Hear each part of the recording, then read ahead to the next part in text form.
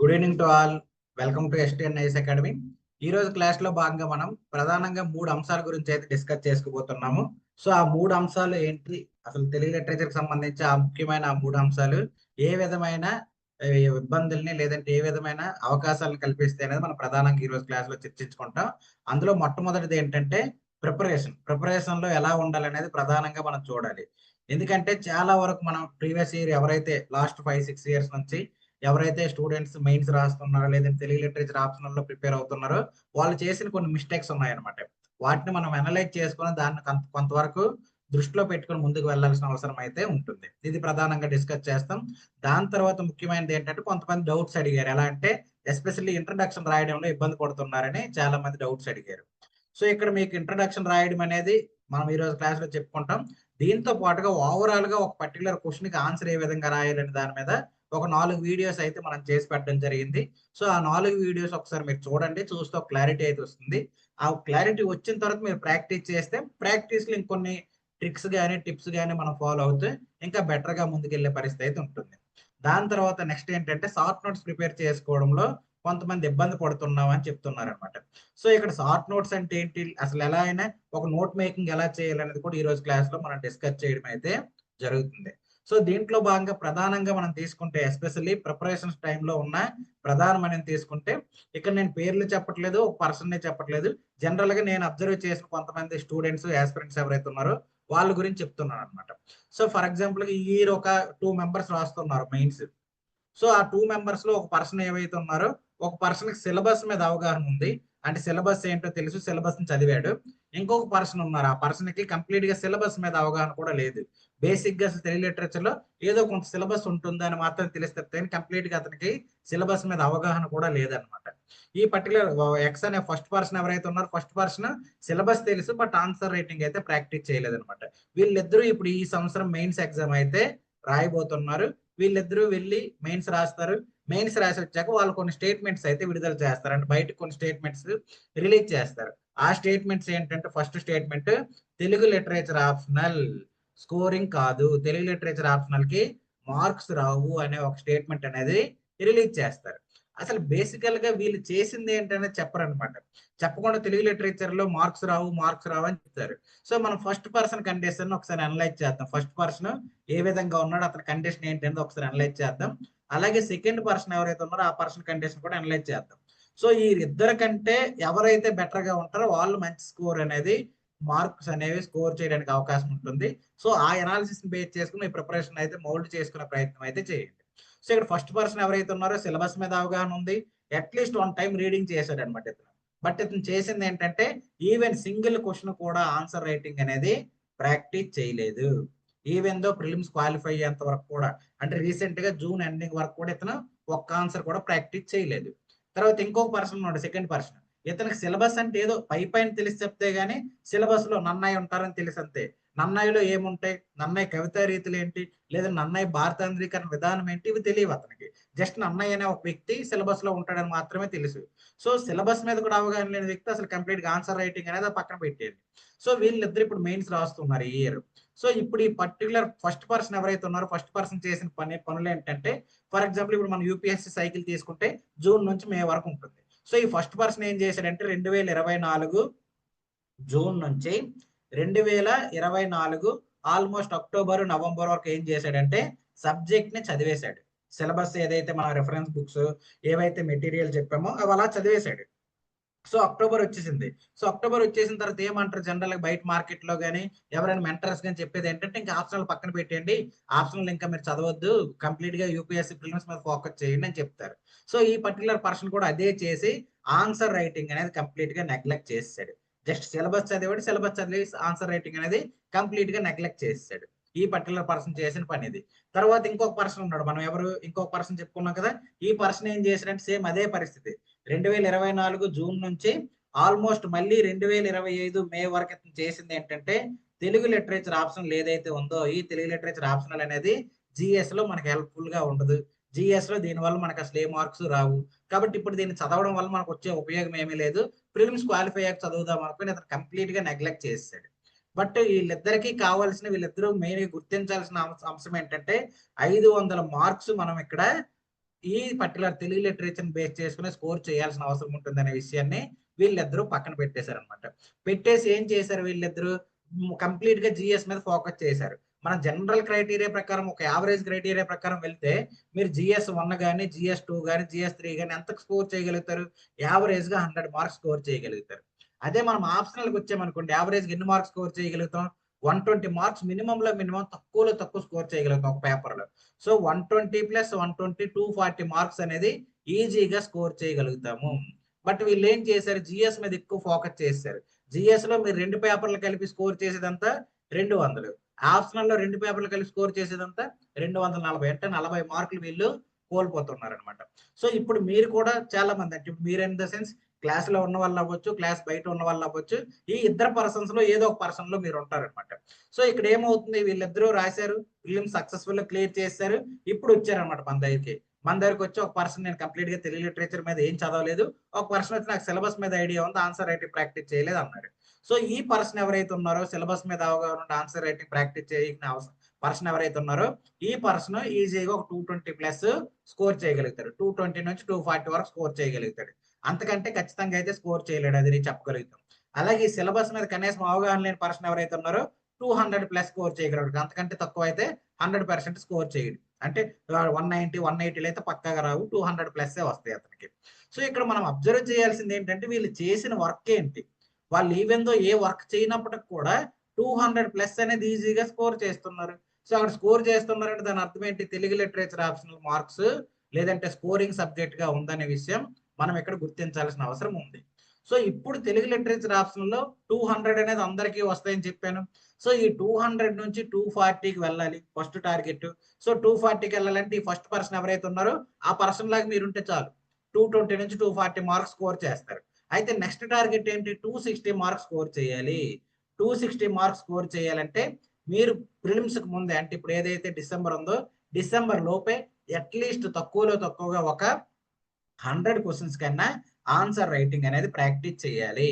At least తక్కువలో తక్కువ 100 questions కంటే పేపర్ 1 పార్ట్ ఏ నుంచి 50, పార్ట్ బి నుంచి 50, పేపర్ 2లో పార్ట్ ఏ పార్ట్ బి నుంచి 50 లాగా 100 క్వశ్చన్స్ అన్న మీరు అట్లీస్ట్ తక్కువలో తక్కువ 100 క్వశ్చన్స్ అన్న మీరు ప్రాక్టీస్ చేయగలిగితే ఒక పేపర్ కి ఖచ్చితంగా 260 వరకు అయితే వెళ్ళగలుగుతారు.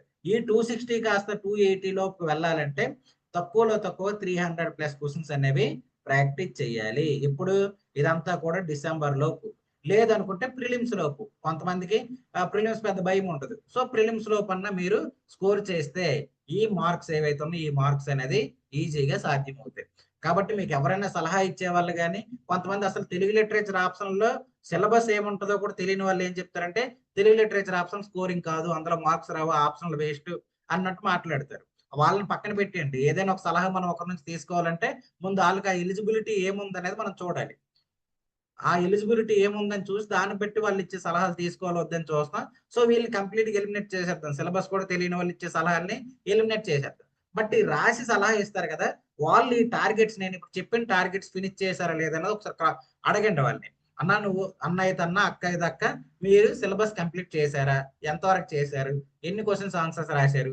ఈవెన్ దో వాళ్ళు పర్టికులర్ గా సిలబస్ కంప్లీట్ చేసి 300+ క్వశ్చన్స్ ప్రాక్టీస్ చేసి కూడా మార్క్స్ స్కోర్ చేయలేదంటే అప్పుడు మా దగ్గరికి రండి.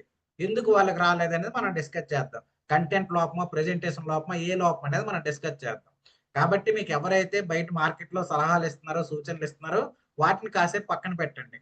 నేను చెప్పేది ఏంటంటే, మీకు తెలుగు లిటరేచర్ రాయడం వచ్చి, అలాగే తెలుగు లిటరేచర్ తెలుగు మీకు చదవడం వచ్చి, ఈ రెండింటితో పాటుగా మీకు తెలుగు లిటరేచర్ అంటే ఇంట్రెస్ట్ ఉంటే 100% తీసుకోండి.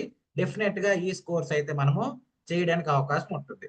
ఇంకొక పాజిటివ్ విషయం ఏంటంటే, గత 5 ఇయర్స్ పేపర్స్ మనం అబ్జర్వ్ చేస్తే, ఎస్పెషల్లీ 2020 నుంచి మన పేపర్స్ అబ్జర్వ్ చేస్తే, లాస్ట్ 10 ఇయర్స్ అండ్ 2014 నుంచి ఏవైతే క్వశ్చన్స్ ఉన్నాయో ఆ పీవైక్యూసే డైరెక్ట్ గా ఆల్మోస్ట్ 95% పీవైక్యూస్ అనేవి రిపీట్ అవుతున్నాయి. సో ఇక్కడ మీరు అంతా చేయాల్సింది ఏంటంటే, లాస్ట్ 10 ఇయర్స్ లో ప్రతి పేపర్ నుంచి మనకి 28 క్వశ్చన్స్ వస్తాయి. 28 + 28 56 క్వశ్చన్స్. అండ్ 10 ఇయర్స్ అంటే 560 క్వశ్చన్స్. సో ఈ 560 క్వశ్చన్స్ ప్రాక్టీస్ చేస్తే మీరు 95% క్వశ్చన్స్ అనేవి అటెంప్ట్ చేసేస్తారు. సో ఇది సింపుల్ మీకు. అదే వేరే ఆప్షనల్స్ అనుకుంటే అది డైనమిక్ మారుతూ వెళ్తుంది. ఫర్ ఎగ్జాంపుల్ గా ఇప్పుడు మీరు 2025లో ప్రిపేర్ అవుతున్నారు, మీరు 25లో అవ్వలేదు, 26లో కూడా బై మిస్టేక్ అవ్వలేదు, 27లో పోనీ మీరు మెయిన్స్ రాశారు, ఈ రోజు ఏదైతే చదివారో 27 మెయిన్స్ లో కూడా తెలుగు లిటరేచర్ అదే చదవాల్సి ఉంటుంది, అదే రాయాల్సి ఉంటుంది. బట్ వేరే ఆప్షన్కి వెళ్ళారనుకోండి, ఈ రోజు చదివింది ఆ రోజుకి మీకు యూజ్ అవ్వదు. సో ఇలాంటి కొన్ని పాజిటివ్స్ నెగిటివ్స్ ఉన్నాయి. వీటిని మీరు దృష్టిలో పెట్టుకొని మీకు ఇంట్రెస్ట్ ఉండి చదవడానికి మీకు ఓపిక ఉంటే ఖచ్చితంగా తెలుగు లిటరేచర్ తీసుకోండి. మార్క్స్ అనేవి స్కోర్ చేయడానికి గల అవకాశాలు ఏవైనా ఉన్నాయో కూడా మనం మాట్లాడతాం. సో దీంట్లో భాగంగా మీకు కొన్ని డౌట్స్ రావచ్చు. తెలుగు లిటరేచర్ మన మార్క్స్ వచ్చిన వాళ్ళు కనిపించట్లేదు కదంటే 2023లో మనం చూసుకుంటే 299 మార్క్స్ వచ్చిన పర్సన్ ఒక అతను ఉన్నారు. 299 మార్క్స్ అంటే దాదాపుగా 300 పెట్టుకోండి. ఆయనకి 300 మార్క్స్ వచ్చాయి తెలుగు లిటరేచర్ లో. సో అతను ఇప్పుడు ప్రెసెంట్ ఐపీఎస్ గా వర్క్ చేస్తున్నారు. మరి ఆయనకి 299 300 వచ్చాయి కదా, అతను మనలాగే రాశారు కదా, మనలాగే చదివారు కదా, మరి అతనికి వచ్చే మనకి ఎందుకు రాలేదు? పోనీ అది అతను వదిలేద్దాం. 2022కి వెళ్దాం. 2022లో 270 యావరేజ్ వచ్చిన వాళ్ళు ఉన్నారు. 2021కి వెళ్దాం, అప్పుడు 270 వచ్చిన వాళ్ళు ఉన్నారు. అలాగే ఇప్పుడు 2024లోకి వద్దాం. 2024లో కూడా 260 వచ్చిన వాళ్ళు ఉన్నారు. సో ఇక్కడ మనకి అబ్జర్వ్ చేయాల్సింది ఏంటంటే ఏ ఆప్షన్ అయినా యావరేజ్ స్కోర్ 260, ఆ మార్క్స్ అనేవి వస్తున్నాయా లేదని చూడండి. ఆ పైన 270, 280, 290 అనేది మనం పెట్టే ఎఫర్ట్స్ ని బట్టి, మనం చదివే సోర్సెస్ ని బట్టి డిపెండ్ అయి ఉంటుంది అనమాట. కాబట్టి ఇది బేసిక్ గా నేను చెప్పాలనుకుంటుంది. కాబట్టి మీరు పర్సన్ 1 పర్సన్ 2 అనేది ఒకసారి డిసైడ్ అవ్వండి. ఎలా ఈ రెండిట్లో మీరు దేంట్లో ఉంటే ఎన్ని మార్క్స్ వస్తాయో కూడా నేను చెప్పేశాను. ఎంతకంటే ఎక్కువ రావు, ఎంతకంటే తక్కువ రావు, ఖచ్చితంగా అవే జరుగుతాయి. ఎందుకంటే లాస్ట్ 5 years లో దాదాపుగా ఒక 100 మంది వరకు మనం అబ్జర్వ్ చేసాం. దాన్ని బేస్ చేసుకుని నేను మీకు చెప్తున్నాను. కాబట్టి ఫస్ట్ పర్సన్, సెకండ్ పర్సన్ వీళ్ళని మించి థర్డ్ పర్సన్ ఎవరైతే ఈ పర్టికులర్ ఉన్నారో, అంటే ఏదైతే మనం చెప్పుకున్నామో 300+ క్వశ్చన్స్ ఆన్సర్ రైటింగ్ ప్రాక్టీస్ చేసి సిలబస్ అంతటిని చక్కగా చదివిన పర్సన్ ఎవరైతే ఉంటారో ఆ పర్సన్ ఖచ్చితంగా 100% 270లు 280లు అయితే స్కోర్ చేస్తారు. అది మనం గ్యారంటీగా చెప్పగలుగుతాం అనమాట. సో ఇది బేసికల్ గా నేను చెప్పబోయేది. కాబట్టి ఏమైనా డౌట్స్ ఉన్నా, అంటే కొత్త వాళ్ళు కొంతమంది ఉన్నారు కాబట్టి చెప్పాను అనమాట. సో మీలో ఎవరికైనా ఏమైనా డౌట్స్ ఉన్నా, ఏదైనా సందేహాలు ఉన్నా, ఇది తెలుగు లిటరేచర్కి సంబంధించి బేసిక్ గా తెలుసుకోవాల్సిన అంశం. దాని తర్వాత ఇప్పుడు ఈ రోజు క్లాస్ లో భాగంగా మనం కొన్ని టాపిక్స్ అయితే అంటే సెకండ్ టాస్క్ లో భాగంగా మనం ఏం చెప్పాం, ఇంట్రడక్షన్స్ ఎలా రాయాలి అనేది చెప్పాలని, ఎలా రాయాలి ఇంట్రడక్షన్స్ అనేది మనం చెప్పుకున్నాం. సో దీంట్లో భాగంగా 2024 పేపర్ ని తీసుకుందాం. అందులో ఏ టాపిక్ నుంచి చేద్దాం చెప్పండి మీరే ఉన్నవాళ్ళు. ఇక్కడ ఇంట్రడక్షన్ రాయాలంటే మీకు కొంత ఆ టాపిక్ మీద అవగాహన ఉండాలన్నమాట. అందు గురించి మీకు అడుగుతున్నాను. పేపర్ 1 చేద్దామా, పేపర్ 2 చేద్దామా? పేపర్ 1. పేపర్ 1 ఏ టాపిక్ చేద్దాం? అనువాదం. ఇవి ఉన్నాయి కదా, ఇవి ఉన్నాయి. ఎవరి గురించి రాద్దాం ఇంట్రడక్షన్? కొంచెం చెప్తారా? పైకి రా. అంటే ఫోర్త్ నేను క్వశ్చన్. అది చెప్పేటప్పుడు ఏంటంటే మీకు అట్లీస్ట్ కొంత మీరు ఇన్పుట్స్ ఇవ్వగలగాలన్నమాట. నాకు అందు గురించి అడుగుతున్నాను అంతే. అన్నయ్య గురించి చేద్దామా, తిక్కన గురించి చేద్దామా, లేకపోతే ఎవరి గురించి చేద్దాం? పేపర్ 1 పార్ట్ ఏ తర్వాత చూద్దామండి. అది కొద్దిగా అది స్టాటిక్ ఉంటుంది, అది ఎలా రాయాలో చెప్తాను. బట్ ఈ పార్ట్ బిలో చెప్పండి. ఇవి ఉన్నాయిగా పార్ట్ బిలో. ఏ క్వశ్చన్కి రాద్దాం introduction? Question number 6 sir. Question number 6లో 6లో అండి 6 కదా ఇది. 6లో ఏది రాద్దాం? ప్రబంధ యోగం ఉంది, శతక ప్రక్రియ లక్షణాలు ఉంది, చామకూర వెంకటకవి రచన వైశిష్ట్యం ఉంది. Sir C sir. Chamakura Venkatakavi రచన వైశిష్ట్యం అంతేనా? సో అవును ఇప్పుడు ఈ క్వశ్చన్ ఫస్ట్ ఆఫ్ ఆల్ మనం ఆల్రెడీ ఆన్సర్ రైటింగ్ లో భాగంగా మనం డిస్కస్ చేసుకున్నప్పుడు చామకూర వెంకటకవి అవనండి, ఇంకెవరైనా అవనండి, ఫస్ట్ క్వశ్చన్ లో ఏం చూడాలని చెప్పుకున్నాం? డిమాండ్స్ ఏంటి, క్వశ్చన్ లో అడిగిన డిమాండ్ ఏంటనే చూడాలని చెప్పుకున్నాం కదా. ఈ క్వశ్చన్ లో ఎన్ని డిమాండ్స్ ఉన్నాయి చెప్పండి? ఈ క్వశ్చన్ లో మనం అడ్రస్ చేయాల్సిన డిమాండ్స్ ఏంటి? అంటే మనకి ఎగ్జామినర్ మన నుంచి ఎన్ని కోరుకుంటున్నాడు, ఎన్ని రకాల ఆన్సర్స్ కోరుకుంటున్నాడు మన దగ్గర నుంచి చెప్పండి. ఆల్రెడీ డిస్కస్ చేసాంగా డిమాండ్స్ ఎట్లా ఐడెంటిఫై చేయాలన్నది. చామకూర వెంకటకవి రచన వైశిష్ట్యాన్ని పేర్కొనండి అన్నారు కదా. ఇందులో డిమాండ్స్ ఎన్ని? ఈ పేర్కొనండి, తెలపండి, వివరించండి వీటిని పక్కన పెట్టండి కాసేపు. వీటి గురించి అసలు ఆలోచించకండి. ఆ క్రియాపదాల గురించి ప్రస్తుతానికి మీరేం ఆలోచించకండి. డిమాండ్స్ ఎన్ని ఉన్నాయి చెప్పండి? 2 ఉన్నాయి సార్. రెండు. ఇంకో 2 అన్నారండి, 1 అన్నారా? 2 సార్. రచన ఉంది, వైశిష్టత ఉంది కదా సార్. ఓకే, ఇంకా ఎవరన్నా, ఇంకా మిగతా వాళ్ళండి చెప్పండి. ఇది ఇంటరాక్టివ్ సెషన్ అండి. ఇంటరాక్టివ్ అంటే మీరు కూడా మాట్లాడితే నాకు ఏం జరుగుతుందో తెలుస్తుంది అనమాట. మనోజ్ గారు, సల్మా గారు మీరు కూడా ఒకసారి మాట్లాడండి. ఎన్ని డిమాండ్స్ ఉన్నాయి అందులో? ఒకటే అనుకుంటున్నాను సార్ నేనైతే. మీరు ఎన్ని అంటున్నారు? 1 1. సో బేసికల్ గా మనం ఏదైనా క్వశ్చన్ అబ్జర్వ్ చేసేటప్పుడు డిమాండ్ తెలియాలి. డిమాండ్ తెలిసినప్పుడే దాని స్ట్రక్చర్ మనం డిజైన్ చేయడానికి అవకాశం ఉంటుంది. సో ఈ క్వశ్చన్లో ఎన్ని డిమాండ్స్ ఉన్నాయి? ఒకటే డిమాండ్ ఉంది. ఇక్కడ రచన వేరు, వైశిష్ట్యం వేరు కాదు. ఈ రెండు కలిపి ఒకటే. అతని రచనలో వైశిష్ట్యం ఏంటి, అతని రచనల్లో ఉన్న గొప్పదనం ఏంటి అనేది మనకి ఇక్కడ అడగడం అయితే జరుగుతుంది అనమాట. సో ఇక్కడ మనం అడ్రస్ చేయాల్సింది ఏంటి? ఇంట్రడక్షన్ రాయాలి. యాజ్ పర్ మన స్ట్రక్చర్ ప్రకారం ఇంట్రడక్షన్ రాయాలి. ఇది ఎలా రాయాలో చూద్దాం. దాని తర్వాత బాడీ పార్ట్ రాయాలి. బాడీ పార్ట్లో ఏం రాస్తాం? రచనా వైశిష్ట్యం అనేది ఏదైతే ఉందో దాన్నే సైడ్ హెడ్డింగ్ గా పెట్టి రాస్తాం అనమాట. రచనా వైశిష్ట్యం. ఇది మనకు 10 మార్కులకు ఇచ్చాడు కాబట్టి ఒక 3 పద్యాలని ఎగ్జాంపుల్ గా కోట్ చేస్తూ అనాలిసిస్ చేస్తాం అనుకోండి. ఆ పద్యాల్లో ఉన్న గొప్పదనము, కొత్తదనం ఏదైతే ఉందో దాన్ని చెప్తాం అనుకోండి. ఈ క్వశ్చన్కి అదే ఆన్సర్. దాని తర్వాత కన్క్లూజన్ బేస్డ్ ఆన్ ద మనం పైన ఏం రాసాం అది. ఇది జనరల్ గా ఈ క్వశ్చన్కి రాయాల్సిన స్ట్రక్చర్ అనమాట. సో ఈ స్ట్రక్చర్ లో భాగంగా ఇంట్రడక్షన్ అనేది మనకి తెలియాల్సిన అవసరం అయితే ఉంది. సో ఇప్పుడు ఇంట్రడక్షన్ తెలియాలంటే అసలు ఫస్ట్ ఆఫ్ ఆల్ ఇంట్రడక్షన్ దేన్ని బేస్ చేసుకుని రాయాలంటే ఇప్పుడైనా కానీ గుర్తుపెట్టుకోండి, ఇంట్రడక్షన్ అనేది డైరెక్ట్ గా డిమాండ్ ని అడ్రస్ చేయకూడదు. డిమాండ్ ని డైరెక్ట్ గా అడ్రస్ చేయకూడదు. ఈ విషయాన్ని గుర్తుపెట్టుకోండి. సో ఇక్కడ గొప్పదనం ఇక్కడ ఏం అడిగాడు క్వశ్చన్? డిమాండ్ రచన వైశిష్ట్యం అని అడిగాడు. సో రచనా వైశిష్ట్యం అంటే మీరు రాసే ఇంట్రడక్షన్ అనేది అతని రచనల గొప్పదనం గురించి చెప్పకూడదు. ఇంకా వేరే విధానంగా చెప్తూ అక్కడ బాడీని కనెక్ట్ చేసేలాగా ఉండాలన్నమాట. ఇది ప్రధానంగా మీరు దృష్టిలో పెట్టుకోవాలి. ఒక విధంగా చెప్పాలంటే ఇంట్రడక్షన్ అనేది ఇండైరెక్ట్ గా ఉండాలి based on demand of the question. Question demand ఏదైతే ఉందో ఆ డిమాండ్ బేస్ చేసుకుని దానికి ఇండైరెక్ట్ గా, అంటే డైరెక్ట్ గా ముక్కుసూటిగా చెప్పేయకుండా ఇండైరెక్ట్ గా అక్కడ ఆన్సర్ అనేది చెప్పాల్సిన పరిస్థితి అయితే ఉంటుందన్నమాట. సో ఇక్కడ రచనా వైశిష్ట్యం అన్నాడంటే ఇప్పుడు మనం చామకూర వెంకట కవి రచనా వైశిష్ట్యం గురించి మనం చెప్పకూడదు. ఇక్కడ మనం చెప్పాల్సింది ఏంటి? చామకూర వెంకట కవి ఎప్పుడు ఏ కాలానికి చెందినవాడు, ఏ యుగంలో మనకు వస్తుంది సిలబస్ లో ప్రకారం చెప్పండి, చెప్తారా? హలో, ఎవరు చామకూర వెంకట కవిని సెలెక్ట్ చేసుకున్నారు కదండి, మీరే చెప్పాలి దీనికి ఆన్సర్. అందుకే అడిగాను మీకు. ఇతను ఏ యుగానికి సంబంధించిన వాడు? ఇప్పుడు నేను చెప్పింది కుదిరితే మీరు నోట్స్ కూడా రాసుకోండి, ఎందుకంటే అది మీకు మళ్ళీ మళ్ళీ చెప్పము. మాట్లాడండి, సిలబస్ చూసి ఉంటారు అట్లీస్ట్. పోనీ నేను సబ్జెక్ట్ అడగట్లేదు, ఏ యుగానికి చెందిన వ్యక్తి అని అడిగాను. పోనీ ఆర్డర్ ఆఫ్ ప్రియారిటీలో అతను ఎక్కడ వస్తాడు కనీసం చెప్పండి. పోనీ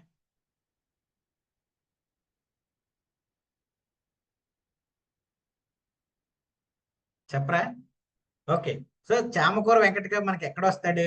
దక్షిణాంధ్ర నాయక యుగంలో, ఆ పర్టికులర్ ఏదైతే యక్షగానాలు దక్షిణాంధ్ర నాయక యుగం ఉందో ఆ పర్టికులర్ టైంలో మనకి చామకూర వెంకటకవి అనే వ్యక్తి రావడం జరుగుతుంది. అయితే ఈ చామకూర వెంకటకవి అనే వ్యక్తి ఏదైతే ఉన్నాడో ఇతనికి ముందు ఉన్నది ఏ యుగం? మనకి ప్రబంధ యుగం ఉంది.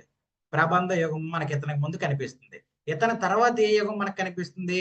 ఆధునిక యుగం ఇతనికి ముందు తర్వాత మనకు కనిపించే పరిస్థితి ఉంది. అయితే ఈ మధ్యలో ఒక యుగం ఉంది కదా, దీన్నే మనం దక్షిణాంధ్ర నాయక యుగం అంటాం.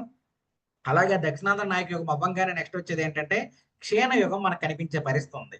సో ఇక్కడ ఆధునిక యుగం పక్కన పెడితే, ప్రబంధ యుగం పక్కన పెడితే ఈ మధ్యలో క్షీణ యుగం అంటారు. ఎందుకంటే ఆ టైంలో రచనలు చాలా తక్కువ ఉన్నాయి. ఆ రచనలు కూడా అవుట్ ఆఫ్ అయిపోయే పరిస్థితి మనకు కనిపిస్తుంది అనమాట. అంటే ఎలా అంటే ఆ వస్తువు వైశిష్ట్యం సరిగ్గా ఫాలో అవ్వరు. తర్వాత అక్కడ తీసుకున్న అంశం, కథన మార్గం ఇవన్నీ కూడా మారిపోయి యక్షగానాలు, దాని తర్వాత జానపద సాహిత్యం ఈ పాయింట్ లో వాళ్ళు వెళ్ళిపోవడం మనకు కనిపిస్తుంది అనమాట. అలాగే దాని తర్వాత ఇక్కడ దక్షిణాంధ్ర నాయక యుగం అన్నాం కదా, ఈ దక్షిణాంధ్ర నాయక యుగంలో మనం చెప్పుకోదగ్గ రచనలు ఎవరైతే కవులు రచయితలు ఉన్నారో వాళ్ళు కూడా చెప్పుకోదగ్గ వాళ్ళు లేరు. మనకి మేలు రచనల్లో భాగంగా మనకి దక్షిణాంధ్ర నాయకుల్లో మనకు ఎవరు కనిపిస్తారు దక్షిణాంధ్ర నాయక రాజుల్లో రచనలు చేస్తూ? రఘునాథ నాయకుడు మనకు కనిపిస్తాడు.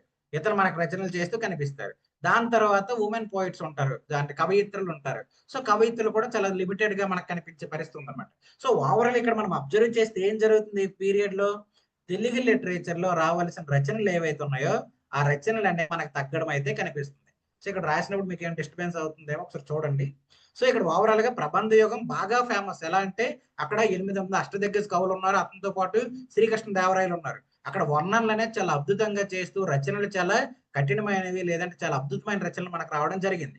అలాగే ఆధునిక యుగంలో కంప్లీట్ గా స్ట్రక్చర్ మారిపోయింది. ఏదైతే పురాణాలు ఇతిహాసాల మీద మనం డిపెండ్ అయ్యి వచ్చామో అదంతా మారిపోయి సమాజాన్ని వస్తువుగా తీసుకొని వేరియస్ ఫార్మ్స్ అనమాట, కవితా ప్రక్రియలు అనమాట, నాటిక, నవల, తర్వాత కవితలు, గేయ కండికలు, ఇలా రకరకాలుగా వచ్చేసాయి. సో ఇక్కడ విజృంభణ ఉంది, ఇక్కడ విజృంభణ ఉంది. బట్ ఈ పీరియడ్ ఏదైతే ఉందో ఆ పీరియడ్ లో మనకి తక్కువగా అంటే రచనలు జరగడం కనిపిస్తుంది. అలాంటి పరిస్థితుల్లో తెలుగు రచనని గుర్తింపు పొందేలాగా, గుర్తింపు తెచ్చేలాగా చేసిన వ్యక్తి ఎవరు? చామకూర వెంకటకవి. ఆయన రచనల ద్వారా మనకి, లేదంటే ఆయన ఒక ప్రెజెన్స్ ద్వారా మనకి ఏమైంది, ఈ పర్టికులర్ తెలుగు సాహిత్య చరిత్ర కంటిన్యూషన్ అనేది జరిగింది. ఇప్పుడు నేను ఇక్కడ చెప్పిన పాయింట్ ఏదైతే ఉందో, ఈ పర్టికులర్ డయాగ్రామ్ ఏదైతే ఉందో, వీటంతటిని కలిపి మీరు ఇంట్రడక్షన్ గా రాయాలి. సో అక్కడ ఏం రాస్తాం? ప్రబంధ యుగంలో ఇక్కడ రాస్తారు. జనరల్ గా రాసేటప్పుడు ప్రబంధ యుగంలో రచనలు తారాస్థాయికి చేరాయి. ప్రబంధ యుగం రచనలు తారాస్థాయికి చేరాయి. తర్వాత కాలంలో కొంత తగ్గుముఖం పట్టాయి. కొంత తగ్గుముఖం పట్టాయి. తగ్గుముఖం పట్టాయి. దాని తర్వాత ఒక 100 ఏళ్ళ సాహిత్యంలో చెప్పుకోదగ్గ రచనలు రాలేదు. తర్వాత ఆధునిక కాలంలో వచ్చిన రచనలు ఏవైతే ఉన్నాయో ఆ రచనలు మళ్ళీ తెలుగు సాహిత్యాన్ని ఉత్తేజపరిచేలాగా రావడం జరిగింది. అయితే ఈ 100 ఏళ్ళ కాలంలో చెప్పుకోదగ్గ రచనలు రానప్పటికీ అందులో ముఖ్యుడిగా మనకి చామకూర వెంకట కవి కనిపిస్తున్నాడు. ఆయన రచనల్లో వివిధ రకాల వైశిష్ట్యాలను ప్రదర్శించి గొప్ప కవిత్వాలను రాయడం మనము ఈ పర్టికులర్ గొప్ప కవిత్వాలను రాయడం అయితే జరిగింది అని ఇంట్రడక్షన్ రాస్తారు. ఇంట్రడక్షన్ రాసి అప్పుడు రచనా వైశిష్ట్యం అని టైటిల్ పెట్టి అతను ఏమేం చెప్పాడు అనేది రాస్తున్నాడు. సో ప్రబంధ యుగంలో రచనలు తారాస్థాయికి చేరాయి. తర్వాత కొంత తగ్గుముఖం పట్టాయి. దాదాపుగా 100 ఏళ్లలో చెప్పుకోదగ్గ రచనలు రాలేదు. ఆ తర్వాత ఆధునిక యుగం రూపంలో చాలా గొప్ప రచనలు, వేరు వేరు రకాల వివిధ రకాల రచనలు అనేది రావడం జరిగింది. అయితే ఈ 100 ఏళ్ల సాహిత్యం ఏదైతే ఉందో, ఈ 100 ఏళ్ల సాహిత్యంలో చెప్పుకోదగ్గ రచయితల్లో, చెప్పుకోదగ్గ కవుల్లో చామకూర వెంకట కవి ఒక వ్యక్తి, లేదంటే చామకూర వెంకట కవి ఒక రచయిత. ఈ ఇంట్రడక్షన్ మనం రాయాలన్నమాట. ఇలా ఇంట్రడక్షన్ రాసామనుకోండి, అక్కడ ఏం జరుగుతుందంటే ఆ పర్టికులర్ ఎవరైతే రచయిత ఉన్నాడో ఆ రచయిత యొక్క గొప్పదనం, లేదంటే అతని యొక్క ప్రాధాన్యత ఆ పర్టికులర్ టైంలో, లేదంటే ఆ పర్టికులర్ సిచ్యువేషన్ లో ఎంత ఉందనేది మనం విశ్లేషించడం అనేది జరిగిందనమాట.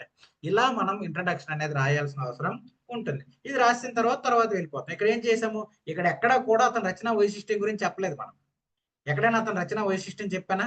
అతని రచనలో ఏ విధమైన రసం వాడతాడు, లేదంటే అతని రచనలో ఏ విధమైన అలంకారాలు వాడతాడు, అసలు చామకూర అనే పదం ఇతనికి ఎందుకు యాడ్ చేశారు అంటే ఏమైనా చెప్పాము? ఏమీ చెప్పలేదు. ఆ పర్టికులర్ సిచ్యువేషన్ లో అతని యొక్క గొప్పతనం ఏంటనేది మనం ఇక్కడ ఇండైరెక్ట్ గా చెప్పడం జరిగింది అనమాట. ఇలా మనం ఒక ఇంట్రడక్షన్ రాసేటప్పుడు రాస్తే అది ఎఫెక్టివ్ గా ఉండడానికి అవకాశం అయితే ఉంటుంది. అర్థమైందండి? హలో, ఓకే సార్, వింటున్నారా? అర్థమైంది. అర్థమైంది. ఓకే సార్, అర్థమైంది. అలా రాయగలరా? రాస్తే ఉపయోగకరంగా ఉందంటారా? మీరు అనుకున్న దానికి నేను చెప్పిన దానికి ఏమైనా, ఎవరో ఒక బాక్స్ ఓపెన్ చేశారు, అది క్లోజ్ చేయండి. ఎవరో బాక్స్ ఓపెన్ చేశారండి, అంటే టచ్ అయింది. ఓకే. సో మీరు అనుకున్న దానికి నేను చెప్పిన దానికి ఏమైనా మీకు డిఫరెంట్ గా అనిపించిందా? టఫ్ గా అనిపించిందా? ఈజీగా అనిపించిందా? అంటే ఏమనిపించింది మీకు? ఈజీగా ఉంది సార్, ఈజీగా ఉంది. సో నేను ఇక్కడ ఏది కొత్తగా, లేకపోతే ఇప్పుడు నేను ఏదో ముందుగా ప్రిపేర్ అయ్యి చెప్పింది ఏం కాదండి. జస్ట్ అక్కడ ఏంటంటే మనం ఎగ్జామ్ హాల్కి వెళ్ళంగానే మనకి ఏం తెలియదు. అక్కడ ఉన్న సిచ్యువేషన్ బట్టి అక్కడ ఇచ్చిన క్వశ్చన్ బేస్ చేసుకొని మనం రాసుకుంటూ వెళ్ళిపోవాలన్నమాట. సో ఇలా మనం చామకూర వెంకట గారి గురించి రాయమన్నట్టు రాసాం. తర్వాత ఇంకో క్వశ్చన్కి వెళ్దాం పైకి. ఆల్రెడీ మనం ఏం చెప్పుకున్నాం, ప్రబంధ సాహిత్యం విశిష్టతను పేర్కొనండి అన్నాడు. సో ప్రబంధ సాహిత్యం విశిష్టతను పేర్కొన్నాడు అనే దాంట్లో ఎన్ని డిమాండ్స్ ఉన్నాయి చెప్పండి? ఇక్కడ ఎన్ని డిమాండ్స్ ఉన్నాయి చెప్పండి ఈ క్వశ్చన్ లో? ఒకటే సార్, ఒకటే సార్. సో ఈ క్వశ్చన్ లో మనకు ఉన్నది ఒకటే డిమాండ్. ఏంటది? ప్రబంధ సాహిత్యం విశిష్టత. సో ప్రబంధ సాహిత్యం విశిష్టత అంటే ఏంటంటే ప్రబంధ రచనలు ఏవైతే ఉన్నాయో, ఎవరైతే మనకి అష్టదిగ్గజ కవులు శ్రీకృష్ణదేవరాయలు ఉన్నారో వీళ్ళ రాసిన ప్రబంధాలు, లేదంటే వీళ్ళ రాసిన ఏవైతే రచనలు, లైక్ మన చరిత్ర గాని, శ్రీకాళహస్తి మహాత్మ్యం గాని, దాని తర్వాత ఆముక్తి మాలేదు గాని, ఈ రచనల్లో ఉన్న వైశిష్ట్యాన్ని మనం విశ్లేషించి చెప్పాలి. అంటే ఇక్కడ ఏమన్నాడు, 20 మార్కుల క్వశ్చన్ అన్నాడు. తక్కువలో తక్కువ ఒక 5 రచనల గురించి అయినా మనం రాయాలి. ఒక్కో రచన గురించి ఒక 2 పద్యాలనైనా ఎగ్జాంపుల్ గా కోట్ చేస్తే అందులో ఉన్న విశిష్టతలు ఏంటో రాయాలి. సో ఇప్పుడు దీనికి ఇంట్రడక్షన్ ఏం రాస్తాం చెప్పండి? ప్రబంధ సాహిత్యం విశిష్టత అన్నాడు. దీనికి ఇంట్రడక్షన్ ఏం రాస్తాం చెప్పండి? ఏం రాయాలో నేను చెప్తాను డైరెక్ట్ గా. ఇప్పుడు ఇండైరెక్ట్ ఇంట్రడక్షన్ ఏ విధంగా మనం అడ్రస్ చేయగలుగుతాం చెప్పండి? ప్రబంధ సాహిత్య విశిష్టతని ఆల్రెడీ మీరు ప్రాక్టీస్ చేసిన వాళ్ళు కూడా ఉన్నారుగా. ఆల్రెడీ చదివిన వాళ్ళని ఎక్స్ప్లెయిన్ చేయండి. జస్ట్ ఒకసారి ట్రై చేయండి. ప్రబంధ సాహిత్యం విశిష్టత అన్నారు.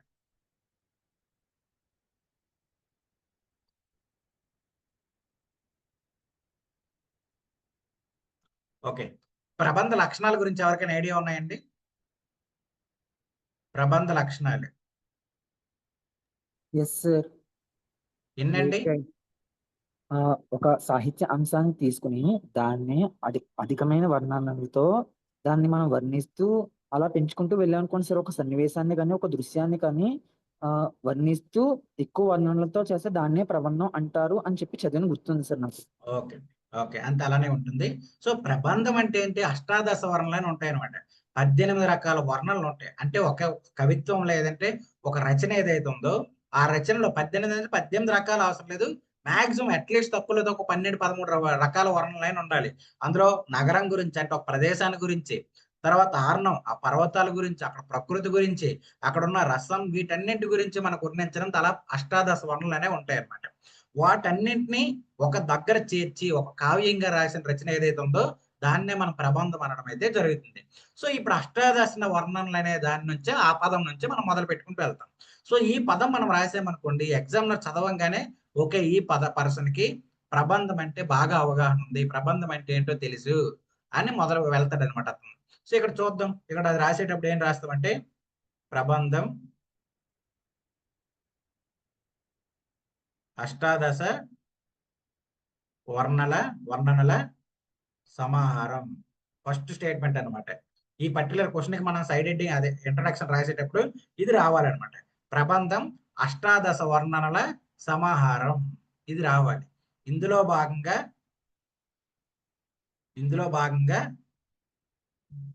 జీవ నిర్జీవ వస్తువులని పాఠకుడి కళ్ళకు కనిపించేలా వర్ణించడం ప్రధానం. అందులో భాగంగానే ఎన్నో ప్రబంధ రచనలు వచ్చాయి. అందులో ముఖ్యంగా మన చరిత్ర, వసు చరిత్ర, తర్వాత ఆముక్తి మాల్యద లాంటివి కనిపిస్తున్నాయి. ఈ రచనలు ఈ కాలానికి లేదా యుగానికి వన్నె తెచ్చాయి. అంతే, అయిపోయింది. ఇది చెప్పేసిన తర్వాత నెక్స్ట్ ఇంట్రడక్షన్. ఆ ఇంట్రడక్షన్ అయిపోయింది, నెక్స్ట్ వెళ్ళిపోతాం. సో ఇక్కడ ఏం చేసాము? ప్రబంధం అష్టాదశ వర్ణాల సమాహారం. ఇందులో భాగంగా జీవ నిర్జీవ వస్తువులని పాఠకుడు కళ్ళకు కనిపించేలా వర్ణించడం ప్రధానం. అందులో భాగంగానే ఎన్నో ప్రబంధాలు వచ్చాయి. అందులో ముఖ్యమైనవి వసు చరిత్ర, మన చరిత్ర, ఆముక్తి మాల్యద మొదలైనవి. ఈ రచనలు ఆ కాలానికి లేదా యుగానికి వన్నె తెచ్చాయి. అయిపోయింది. ఇది చెప్పేసి అప్పుడు మనం వర్ణనల వైశిష్టం ఏదైతే ఉందో, ప్రబంధ సాహిత్య విశిష్టత ఏదైతే ఉందో అది రాయడం మనం జరుగుతుంది అనమాట. ఇది ఇంట్రడక్షన్. ఈ ఇంట్రడక్షన్ మీరు డైరెక్ట్ పేపర్ మీద రాశారనుకోండి, ఒక 3 to 4 లైన్స్ అనేది రావడం జరుగుతుంది. దాని తర్వాత ఇంకాస్త మీరు డీటెయిల్ గా వెళ్తానంటే ఇందులో భాగంగా ఈ అష్టాదశ వర్ణనలు ఏవైతే ఉన్నాయో ఇది రాయండి. నగరార్ణవ అని ఒకటి మనకి ఒక పద్యం ఉంటుంది. నగరార్ణవ శైల అని ఉంటుంది అనమాట ఒక పద్యం. ఆ పద్యాన్ని కోట్ చేస్తూ మీరు రాసినా ఇంకాస్త అది పెరగడానికి కూడా అవకాశం ఉంటుంది అనమాట. ఈ విధంగా మనం ఇంట్రడక్షన్ అనేది వెళ్ళాలి. సో మీరు ఇచ్చే ఇంట్రడక్షన్ ఎలా ఉండాలంటే, ఇప్పుడు మీరు కొన్ని సినిమాలు చూస్తారు, ఎస్పెషల్లీ ఈ డిటెక్టివ్ మోడ్ లో ఉన్న సినిమాలు చూసారనుకోండి, ముందు వాడు మనకు స్టోరీ చెప్పడు, మనల్ని ఒక ఇంట్రెస్ట్ కలగజేసేలాగా ఒక ఇంట్రడక్షన్ అనేది ఇస్తాడు. ఆ హీరో గురించి కానీ ఆ సిచ్యువేషన్ గురించి కానీ ఒక ఇంట్రడక్షన్ అనేది ఇస్తాడు. ఆ తర్వాత అప్పుడు మెల్లమెల్లగా స్టోరీలోకి తీసుకువెళ్ళడం జరుగుతుంది. ఇక్కడ మనం చేసేది కూడా అదే. సో ఇక్కడ మనం చెప్పాల్సిన విషయం డైరెక్ట్ గా చెప్పం, అలాగని ఏదో అవుట్ ఆఫ్ టాపిక్ చెప్తామంటే అది చెప్పం. దాన్ని ఇండైరెక్ట్ గా అడ్రస్ చేసుకుంటూ అప్పుడు మనం వెళ్ళాల్సిన పాయింట్ లోకి వెళ్ళడం అనేది ప్రధానంగా జరుగుతుంది అనమాట. ఈ విధంగా ఇంట్రడక్షన్స్ అనేది మీరు రాయాలి. సో ఈ ఇంట్రడక్షన్ అనేది ముందుగానే మనం ఏదో బట్టి కొట్టేసుకొని వెళ్తామంటే అలా కొన్నిటికి ఒకటి వర్కౌట్ అవుతాయి. పెట్టొచ్చండి. ఇంట్రడక్షన్ లో పోయం కోట్ చేయడం అనే దానికంటే మన పద్యం కంటే, అంటే లెసన్ లో ఉన్న పద్యం కంటే కొంతమంది కవులు, కొంతమంది భాషావేత్తలు, కొంతమంది సాహిత్యకారులు చెప్పినప్పుడు సాహిత్యం అంటే ఏమొస్తుంది చెప్పండి? సాహిత్యం అంటే ఏంటి చెప్పండి అసలు బేసికల్ గా? ఇప్పుడు ఇంకొక క్వశ్చన్ చూద్దాం, దానికే ఇప్పుడు ఎక్కడ ఉంది ఇందులో మనకు సంబంధించి. ఈ తెలుగు సాహిత్యం అనే పదం ఉంది కదా, దీనికి రాద్దాం దానికి ఇంట్రడక్షన్. సో ఇక్కడ తెలుగు సాహిత్యంలో తిక్కన మార్గాన్ని విశ్లేషించండి అన్నాడు కదా. సో జనరల్ గా సాహిత్యం అంటే ఏంటి చెప్పండి? ఆల్రెడీ మన క్లాసులు సార్ క్లాసులు విన్న వాళ్ళు దీనికి డెఫినేషన్ తెలిసే ఉంటుంది. సహితస్య భావః. సహితస్య భావః సాహిత్యం. సహితస్య భావః సాహిత్యం.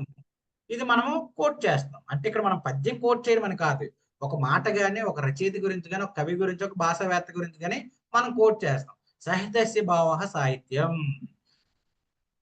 ఏంటి అంటే అర్థం ఏంటి చెప్పండి? సాహిత్యస్య భావః సాహిత్యం అంటే మంచిని మంచి కోరుకునేది, హితాన్ని కోరుకునేది. మంచిని కోరుకునేది సాహిత్యం. అందులో అగ్రగణ్యుడు తిక్కన. సో ఆ మంచిని కోరుకునే వాళ్ళు అగ్రగణ్యుడు తిక్కన. తిక్కన రచనలో సామాజిక అంశాలు, సాహిత్య అంశాలు, దానితో పాటుగా సమాజానికి ఉపయోగపడేలాగా రేపటి సమాజం కోసం ఊహించి చెప్పడం ప్రధానంగా మనకు కనిపిస్తే, అందులో భాగంగా తిక్కన మార్గం అనేది వేరు వేరు అంశాల్లో ఉంటుంది అన్నట్టు మనం అక్కడ ఎక్స్ప్లెయిన్ చేసుకుంటూ వెళ్తాం అన్నట్టు. సో ఇక్కడ సార్, సాహిత్య ఒక డౌట్. చెప్పండి. ఇప్పుడు ఆ క్వశ్చన్ లో తెలుగు సాహిత్యంలో తిక్కన మార్గం విశ్లేషించండి అన్నాడు కదా సార్. అవునండి. 10 మార్క్స్ కా క్వశ్చన్. సో అవునండి. ఇంట్రొడక్షన్ రాస్తున్నప్పుడు మనం తెలుగు సాహిత్యం గురించి కోట్ చేయాలా, లేకపోతే తిక్కన మార్గం విశ్లేషించమన్నాడు కాబట్టి ఇప్పుడు తిక్కన గురించి ఇంట్రొడక్షన్ ఇచ్చే సార్. తెలుగు సాహిత్యం తిక్కన గురించి మీరు ఇంట్రొడక్షన్ ఇవ్వండి, తప్పేం లేదు. అంటే నేను ఇది రాద్దానికి చెప్పాను, ఎలా రాసినా పర్లేదు. తెలుగు మీరు సాహిత్యం డైరెక్ట్ చెప్పారు తిక్కన కదా గురించి సార్. వెళ్ళిపోండి. ఏం రాద్దాం అనుకున్నారు తిక్కన గురించి చెప్పండి. అంటే తిక్కన ఎప్పుడు పుట్టాడు, అతను మనం మనంసి దాస్తాను కవిలో చూసారు కదా సార్. అవి అవసరం లేదన్నట్టు. అది అవేంటంటే జనరల్. అవి ఎప్పుడంటే మీకు ఏ ఇంట్రడక్షన్ గుర్తు రావట్లేదు అన్నప్పుడు ఎలా అంటే అతను ఏ శతాబ్దానికి చెందినవాడు, అతను ఎవరు ఆస్థానిక కవి, లేదంటే అతని రచనా రీతులు ఏంటి, లేదా అతను రాసిన రచనలు ఏంటి, ఇలాంటివన్నీ ఏంటంటే లాస్ట్ ఇంకా ఆ టైంకి మీకు ఏం గుర్తుకు రాలేదంటే అవి ఇంట్రడక్షన్స్ గా రాయండి. అంతే తప్పితే స్టార్టింగ్ లోనే అవి రాయకండి. అవి రాయడం వల్ల ఏంటంటే ఎఫెక్టివ్నెస్ ఉండదు. ఎందుకంటే ఆ ఎగ్జామినర్కి తెలుసు, మనకి తెలుసు, అందరికీ తెలుసు అవి. ఓహో. మీరు రాసేది ఎలా ఉండాలంటే అట్రాక్టివ్ గా ఉండాలి, ఎఫెక్టివ్ గా ఉండాలి. వాళ్ళకి తెలిసిన విషయాన్నే మనం డైరెక్ట్ గా యాజ్ గా చెప్పామనుకోండి, ఏదో సార్, బుక్ లో అప్పుడు మీరు తెలుగు బట్టి సాహిత్యం గురించి గురించి రాశారు అనుకుంటారు వాళ్ళు. అప్పుడు తెలుగు సాహిత్యం గురించి ఒక పాయింట్ రాసి అదే అది సో ఇదే మనం చెప్పుకున్నాం కదా, సాహిత్యం గురించి రాశారు మనం. తర్వాత తిక్కన గురించి ఒక పాయింట్ రాస్తే అప్పుడు తిక్కన గురించి ఒకటి రెండు పాయింట్లు రాసి ఇంకా నెక్స్ట్ పాయింట్ లోకి వెళ్ళిపోవడం. వెళ్ళిపోవచ్చు. ఎస్ సరే. ఇలా మనం ఇంట్రడక్షన్ అనేది పెట్టుకుంటూ వెళ్ళాలి. సో ఆ ఇంట్రడక్షన్ అనేది ఇండైరెక్ట్ గా ఉండాలి. At the same time point ని అడ్రస్ చేయాలి. పాయింట్ ని ఎట్టి పరిస్థితిలో మనం బయటికి వెళ్ళకూడదు. అలాగే మనం చూసుకుంటే ఇక్కడ కొద్ది ముందుకు వస్తే మనం చూస్తే ఏమన్నారు? తెలుగు వాక్యంలోని రకాలు అన్నారు. తెలుగు వాక్యంలోని రకాలు అన్నప్పుడు తెలుగు వాక్యానికి సంబంధించి ఫేమస్ ఎవరన్నా మీకు తెలుసా? ఫేమస్ లింగ్విస్ట్ గాని లేదా రచయిత గాని ఎవరన్నా తెలుసా? విన్నారా వాక్యం సంబంధించి ఎవరైనా? జనరల్ గా మనకు చేకూరు రామారావు గారి పేరు మనం వింటాం. చేకూరు రామారావు గారు ఈ వాక్యం అనే అంశం మీద ప్రత్యేకంగా మొత్తం తన పిహెచ్డి, చాలా వరకు రచనలు ఇన్ ద సెన్స్ అతను రాసిన పరిశోధన గ్రంథాలన్నీ కూడా వాక్యం మీద రాశాడు. సో ఇక్కడ మనం ఏం చేస్తాం? చేకూరు రామారావు అనే పేరుని మనం మెన్షన్ చేస్తాం అనమాట. చేకూరు రామారావు గారు తన పరిశోధన గ్రంథంలో తెలుగు వాక్యంలో రకాలని ఈ విధంగా విశ్లేషించారు. అందులో భాగంగా మనకి ఏ రకాల వాక్యాలు ఉన్నాయో ఆ వాక్యాల గురించి మనం చర్చించాల్సిన పరిస్థితి ఉంటుంది అన్నట్టు చెప్పుకుంటూ వెళ్ళాలన్నమాట. అలా మనం ఏం చేస్తామంటే లింగ్విస్టిక్స్ వచ్చేసరికి ఏం చేస్తామంటే ప్రతి టాపిక్ సంబంధించి ఒక లింగ్విస్ట్ అనే అతను భాషావేత్త ఉంటాడు అనమాట. ఎస్పెషల్లీ మనం ఈ ద్రావిడ భాషలు ఉన్నాయనుకోండి, ద్రావిడ భాషలకు సంబంధించి ఎవరు మనకు పరిశోధనలు ఎక్కువగా చేశారు? ఒక బుక్ మీరు ఆల్రెడీ రిఫర్ చేస్తున్నారు. ఎవరిదా బుక్? తెలుగు లిటరేచర్ ఆఫ్ సాహిత్య ఎవరిది? బద్రిరాజు కృష్ణమూర్తి గారు. వెలమల సింహన్న గారు పక్కన పెట్టండి. ప్రస్తుతానికి అయితే బద్రిరాజు కృష్ణమూర్తి గారు మనము జనరల్ రిఫర్ చేస్తాం. ఈయన ద్రావిడ భాషల్లోనూ వీటిలోనూ బాగా రీసెర్చ్ చేశారు. సో ఆయన ఈ పర్టికులర్ పాయింట్ల గురించి ఎక్కడో దగ్గర కొన్ని మాటలు చెప్పుకుంటారు. అంటే ద్రావిడ భాషలు ఇన్ని రకాలుగా ఉంటాయని ఈయన వర్గీకరించడం, లేదా ద్రావిడ భాషలను ఎలా వర్గీకరించారు అన్నట్టు ఈయన చెప్పడం చేస్తారు. సో ఇలా లింగ్విస్టిక్స్ వచ్చేసరికి ఎవరైతే భాషావేత్తలు ఉన్నారో వాళ్ళ పేర్లను మనం ఉపయోగించి ఇంట్రడక్షన్ రాసామనుకోండి ఎఫెక్టివ్ గా ఉంటుంది. అంటే ఏంటంటే మీకు ఆ సబ్జెక్ట్ మీద కమాండ్ ఉంది అనే విషయాన్ని మనం స్టార్టింగ్ లోనే చెప్పడం అయితే జరుగుతుంది అనమాట. ఇలా ఈ భాషా శాస్త్రానికి సంబంధించి ఇంట్రడక్షన్స్ రాసేటప్పుడు కొంత పాయింట్స్ అయితే రాసుకోవాలి. ఈ పర్టికులర్ ఏదైతే చెప్పండి. ఇప్పుడు అందులో 1 లో బి చూడండి సార్ ఒకసారి. 1 లో బి కి ఇంట్రొడక్షన్ ఏ విధంగా ఇవ్వచ్చు సార్? ఒక నిమిషం పైకి వెళ్దాం. 1 లో బి ఏముందండి? ప్రాచీన ఆధునిక తెలుగు భాషల్లో కనిపించే ధ్వనులు. సో ఇక్కడ మనకి ధ్వని అనే పదం వాడాడు కాబట్టి మనకి ధ్వని గురించి లింగ్విస్టిక్స్ లో ఎవరు మాట్లాడతారు? ధ్వన్యాలోకం అని ఒకటి ఉంది మనకి. ధ్వన్యాలోకం అని ఒక బుక్ ఉంది. ఎవరు రాశారు? ఆనందవర్ధనుడు అనే అతను ధ్వన్యాలోకం అనే బుక్ ని రాశాడు. సో ఇతని పేరు ధ్వని అనే పదం మనకు కనిపించినప్పుడల్లా ధ్వన్యాలోకం ఆనందవర్ధనుడు అనే పేరు మనకు పడాలన్నమాట. పడినప్పుడు ఎలా ఉంటుందంటే స్ట్రెంత్ వస్తుంది మన ఆన్సర్ కి. సో ఇక్కడ ఏమన్నాడు? ప్రాచీన ఆధునిక తెలుగు భాషల్లో కనిపించే ధ్వని భేదాలు అన్నాడు. సో దానికి వెళ్దాం. ఆనందవర్ధనుడు ధ్వన్యాలోకం ప్రకారం ధ్వనులు ఇన్ని రకాలుగా వర్గీకరించారు. ఆ ధ్వనులు ఆధునిక ప్రాచీన కాలం నుంచి ఆధునిక కాలంలో తెలుగు భాషలో వివిధ రకాలుగా రూపాంతరం చెందాయి. ఆ రూపాంతరంలో భాగంగా మనకి ఈ ధ్వనులు అనేవి మనకు కనిపించడం జరుగుతున్నాయని, అప్పుడు ఒక్కొక్కటి ప్రాచీనంలో ఏ ధ్వనులు ఉన్నాయి, ఎలా అది పరిణామం చెంది. ప్రాచీనం అంటే మనం శాసన భాష ఏదైతే ఉందో ఆ శాసన భాష దగ్గరికి వెళ్ళిపోతాం. దాదాపుగా 2వ శతాబ్దం ఉంది కదా, అక్కడికి వెళ్ళిపోతాం. అక్కడ నుంచి ఆ ధ్వనులు ఏ విధంగా ట్రాన్స్ఫర్ అవుతూ వచ్చాయో వాటి గురించి మనం ఎక్స్ప్లెయిన్ చేసుకుంటూ వెళ్తాం. సో ఇక్కడ ధ్వని అనే పదం పడింది కాబట్టి ధ్వన్యాలోకం ఆనందవర్ధనుడి ప్రకారం ఈ విధాలుగా ఉన్నాయి అన్నట్టు రాస్తాం అన్నమాట. ఓకేనండి. సో ఇవన్నీ కొత్త పాయింట్స్ ఏవి కాదండి, ఇవన్నీ మన బుక్స్ లోనే ఉన్నాయి. మీరు మన బుక్స్ ని చదివితే ఈ పదాలు ఎక్కడో దగ్గర మీకు కనిపిస్తూ ఉంటాయి. ఎక్కడ మీకు లేకపోవడం అనేది ఏం లేదు. సో వీటిని మీరు సపరేట్ గా నోట్ చేసుకోవాలి. అవే ఇప్పుడు మనం నోట్ మేకింగ్ ఎలా చేయాలని చెప్పే దాంట్లో ఉంటుంది. అర్థమైందండి? పేపర్ 1 పార్ట్ ఏకి నేను జస్ట్ బేసిక్ గా చెప్పాను. మీరు ఇది రాయండి. రాస్తే అది నేను మళ్ళీ రివ్యూ అంటే ఎలా అంటే మీకు చదివి అంటే మీకు మళ్ళీ నేను ఇంటరాక్షన్స్ ఎలా రాయాలో కూడా మీకు మీరు ఆన్సర్స్ రాసి సబ్మిట్ చేసినప్పుడు కరెక్షన్ చేసేటప్పుడు చెప్తుంటాను. ఎలా రాయాలి, ఏం రాయాలి అనేది చెప్తుంటాను మీకు. అర్థమైందంటే దీనికి సంబంధించి మీకు ఏమైనా డౌట్ ఉందా? లేకపోతే భయంగా కానీ డౌట్ఫుల్ గా కానీ ఏమైనా ఉందా మీకు? ఏం లేదు సార్. క్లారిటీ వచ్చింది కదా? సో అది బేసిక్. జస్ట్ ఇది కొంతవరకు అవగాహన అంతే, ఒక విధంగా గుర్తుపెట్టుకోండి కొంతవరకు అంతే. అది మీరు ప్రాక్టీస్ చేయగా ఇంకా మీరు ఎఫెక్టివ్ గా బెస్ట్ గా మారే పరిస్థితి అయితే ఉంటుంది. దాంతో పేపర్ 2కి వెళ్దాం. పేపర్ 2లో మనకు ప్రధానంగా ఏముంటాయి? వ్యాఖ్యానాలు ఉంటాయని చెప్పుకున్నాం. సో ఈ వ్యాఖ్యానాలకు మనం ఆల్రెడీ ఒక స్ట్రక్చర్ చెప్పుకున్నాం. కవి పరిచయం అనే దానికంటే పరిచయం అనుకోండి. ఏ పరిచయం అనే పదం రాసినా రాయకపోయినా పర్వాలేదు. కాకపోతే మీరు రాసే ఫస్ట్ పేరా ఏదైతే ఉందో అది పరిచయ వాక్యాలు ఉండేలా రాస్తే మంచిది అనమాట. దాని తర్వాత సందర్భం అనే పదం మీరు రాసినా రాయకపోయినా పర్వాలేదు. కాకపోతే ఆ పద్యం ఏ సందర్భంలో వచ్చిందో నెక్స్ట్ పేరాలో ఉండాలి. దాని తర్వాత భావం అనేది అక్కడ అవసరమైతే రాస్తాం, లేదంటే విశ్లేషణలో భాగంగానే భావాన్ని మనం రాయడం అయితే జరుగుతుంది. ఈ 3 అయిపోయాక విశేష అంశాలు ఏవైతే ఉన్నాయో ఆ విశేష అంశాలు అనే దాన్ని వ్యాఖ్యానం మనం చేస్తాం అనమాట. వ్యాఖ్యానం తర్వాత విశేష అంశాలు. ఇలా మీరు వ్యాఖ్యానం రాసేటప్పుడు 5 పేరాల్లో ఆన్సర్ అయితే రాయాలి. ఇక్కడ సపరేట్ ఇంట్రడక్షన్ అనేది ఏమి ఉండదు అనమాట. వ్యాఖ్యానాలకి పరిచయం, సందర్భం, భావం అవసరమైతే రాస్తాం, లేకపోతే లేదు. తర్వాత వ్యాఖ్యానం ఏదైతే అడిగారో అది, ఆ తర్వాత విశేషాంశాలు. సో మొత్తంగా 5 పేరాలు ప్రధానంగా మీకు కనిపించాలి. అందులో ఈ వ్యాఖ్యానం ఏదైతే ఉందో వ్యాఖ్యానం కొద్ది డీటెయిల్ గా ఒక 2-3 పేరాల్లో రాయండి. రాస్తే అది మీకు సరిపోతుంది. సో అలా మనకు వ్యాఖ్యానాలు అనేవి మనకు ప్రధానంగా కనిపిస్తాయి. దాని తర్వాత క్వశ్చన్స్ లోకి రండి. ఇప్పుడు దుష్యంత చరిత్ర, ఇప్పుడు పేపర్ 2లో ఏది బాగా చదివారు? అందరూ గురజాడ కథానికలు చదివారు కదా? మ్యాక్సిమం ఇక్కడ ఉన్న వాళ్ళందరూ గురజాడ కథానికలు చదివింది అనుకుంటున్నాను. చదివారండి గురజాడ కథానికలు? చదివాను సార్. చదివారు కదా? మిగతా వాళ్ళంటే ఈయన ఒక్కరే రెస్పాండ్ అవుతున్నారు. మిగతా వాళ్ళు చదివారు కదా? సో ఇప్పుడు ఒకసారి గురజాడ కథానికలకి మనం ఆన్సర్ రాదు. ఇక్కడ ఎక్కడ ఇచ్చారు, ఏ క్వశ్చన్ ఇచ్చారు మనకి? ఈ క్వశ్చన్ చూడండి. ఆధునిక కథానిక సమున్నత గోపురానికి గురజాడ వారి ఆణిముత్యాలు మూల స్తంభాలు. ఫస్ట్ ఆఫ్ ఆల్ ఈ క్వశ్చన్ మీరు అర్థం చేసుకోండి. ఈ క్వశ్చన్ ఎన్ని డిమాండ్స్ ఉన్నాయి చెప్పండి? ఆధునిక కథానిక సమున్నత గోపురానికి గురజాడ వారి ఆణిముత్యాలు మూల స్తంభాలు.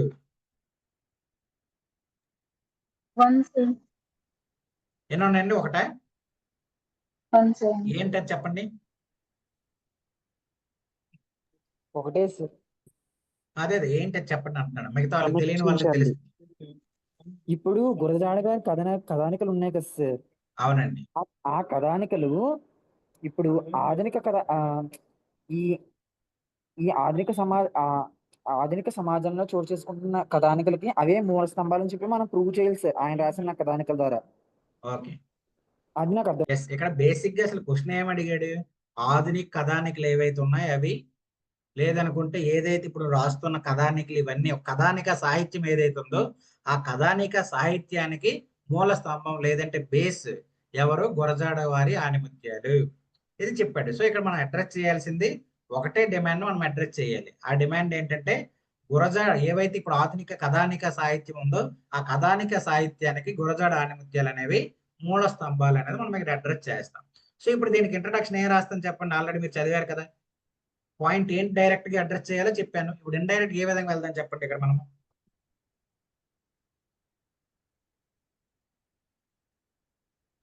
గురజాడ గారి కథానికల్లో ఉన్నటువంటి ఆ, రచనా శైలి గురించి కానీ ఓకే ఆయన కథానికల యొక్క ముఖ్య ఉద్దేశం ఏంటో తెలియజేస్తాం సార్ మనం. ఆయన ఓకే ఆనాటి సామాజిక పరిస్థితులను వివరించారు, ఆ ఓకే దురాచారాల మీద ప్రతిఘటించారు. అదంతా ఆన్సర్ అవుతుంది కదా. మీరు చెప్తుందంతా ఆన్సర్ అవుతుంది కదా. అంటే బాడీ ఆయన పార్ట్ మీరు చెప్పింది ఇప్పుడు అంతా కూడా బాడీ పార్ట్ లో రాస్తున్నారు. డిమాండ్ అడ్రస్ చేస్తున్నారు. నేను అడిగేది ఇంట్రడక్షన్ లో ఏం రాయాలని అడుగుతాను మీకు. ఇప్పుడు మిగతా వాళ్ళ రచనలకి ఆయన రచనలకి తేడా ఏంటో చెప్తాను సార్. అదే మనం అడ్రస్ డిమాండ్ అది కదా.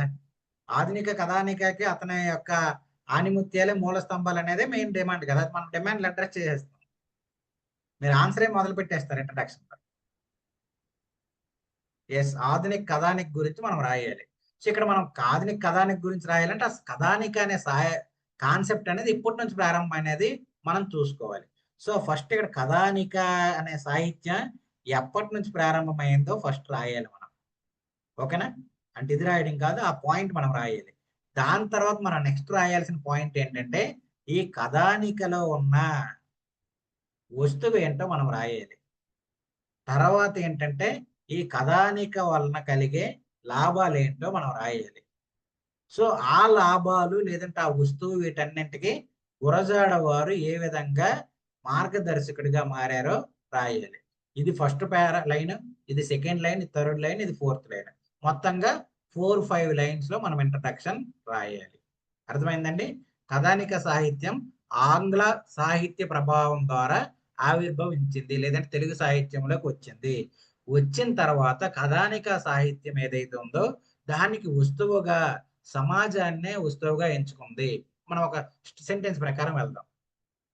ఆ కథానిక సాహిత్యం ఆంగ్ల సాహిత్య ప్రభావంతో తెలుగు సాహిత్యంలోకి వచ్చింది. సో తెలుగు సాహిత్యంలో వచ్చిన కథానిక సాహిత్యం ఏదైతే ఉందో దానికి వస్తువుగా సమాజాన్ని ఎన్నుకుంది. అందులో భాగంగా సామాజిక అంశాలన్నింటినీ సృష్టించింది. అందులో భాగంగా బాల్య వివాహాల గురించి కానీ సామాజిక ఏవైతే వేశ్య వ్యవస్థ ఉందో వేశ్య వ్యవస్థ గురించి కానీ సామాజిక కట్టుబాట్ల గురించి కానీ చర్చించడం జరిగింది. సో దీన్నన్నింటినీ కలిపి ఒకే దగ్గరగా ఒకే మార్గంలో లేదంటే ఒకే గుంపుగా మనకి రాసిన రచనలే గురజాడ వారి ఆణిముత్యాలు అనేది మనం ఇంట్రడక్షన్. ఇప్పుడు నేను చెప్పిన పాయింట్స్ ఇంట్రడక్షన్ లో రాయాలి. సో ఇది ఇంట్రడక్షన్ లో రాస్తే అప్పుడు గురజాడ ఆణిముత్యాలు ఏవైతే ఉన్నాయో వాటి స్పెషాలిటీ చెప్తాం. అంటే ఏమేం చెప్తారు అసలు గురజాడ కథానికలు అంటే ఏమంటాయి చెప్పండి. బేసికల్ గా గురజాడ కథానికలు అని మీకు ఇచ్చాను. దీని స్పెషాలిటీస్ ఏంటి చెప్పండి. నాకు ఒక 5 పాయింట్లు చెప్పండి. 5 కథానికలు ఉన్నాయి కాబట్టి 5 పాయింట్లు చెప్పండి. ఫస్ట్ పాయింట్ స్త్రీ ఔన్నత్యం ఒకటి, స్త్రీవాద దృక్పథం లేదంటే స్త్రీ చైతన్యం గురించి మాట్లాడింది. సో స్త్రీ అనే పదం అయిపోయింది కాబట్టి ఇంకా ఇది చెప్పకూడదు మీరు. నెక్స్ట్ రెండో చెప్పండి. మతం గురించి చెప్పింది. దాని తర్వాత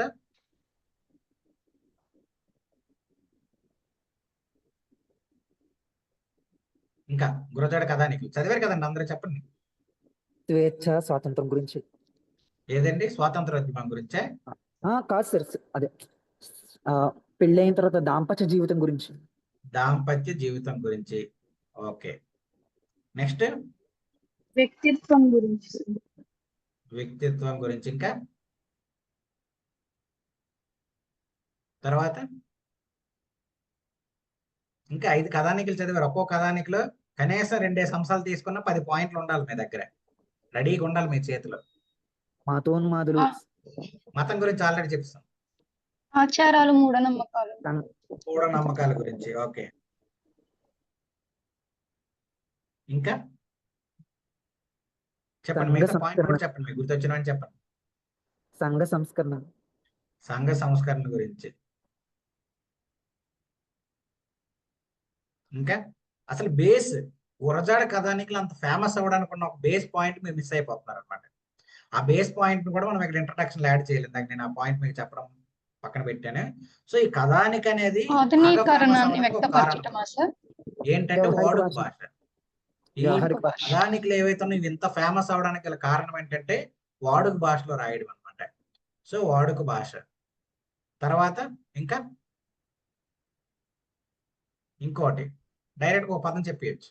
వస్తువు వ్యంగ్య వైశిష్ట్యం అనేది సూచకం మనకి ఉపయోగించారు సార్. ఏం చెప్పారండి? వ్యంగ్య వస్తువుని ఉపయోగించారు. ఎక్కడ ఉపయోగించారండి? ఒక ఎగ్జాంపుల్ ఏం చెప్తారా? రాముడు చెప్తారు కదా సార్, రాముడు మీ అమ్మగారు ఎక్కడ అంటే మా అమ్మగారు ఇక్కడ ఎందుకు ఉంటారండి, మా ఇంట్లో ఉంటారని చెప్తారు ఎగ్జాంపుల్. అప్పుడు అది వ్యంగ్య సంభాషణ అవుతుంది కదా. వ్యంగ్య సంభాషణ సార్. ఆ వ్యంగ్య సంభాషణలే లేదా సంభాషణ వైచిత్రం పెట్టుకుందాం. మొత్తంగా సార్. సంభాషణ వైచిత్రం పెట్టుకుందాం. నెక్స్ట్ ఇంకా చమత్కారం. వైచిత్రంలోకి వెళ్ళిపోతుందండి చమత్కారం. నెక్స్ట్ ఇంకొక పాయింట్ చెప్పాను, 10వ పాయింట్. ఇవన్నీ కూడా గురజాడ కథానికల్లో ఉన్న వస్తువులు అనమాట. మీకు ఎవరైనా క్వశ్చన్ అడిగారు అనుకోండి, గురజాడ కథానికల్లో ఉన్న వస్తు వైవిధ్యాన్ని విశ్లేషించండి అంటే ఈ 10 పాయింట్లు మీరు రాసేయచ్చు విత్ ఎగ్జాంపుల్స్ తో. ఇంకొక పాయింట్ చెప్తారా? చూడండి 9 పాయింట్లు చూడండి, 10వ పాయింట్ గుర్తు తెచ్చుకోండి. 10 మంది ఉన్నారు కాబట్టి 10 పాయింట్స్ అడుగుతున్నాను అనమాట.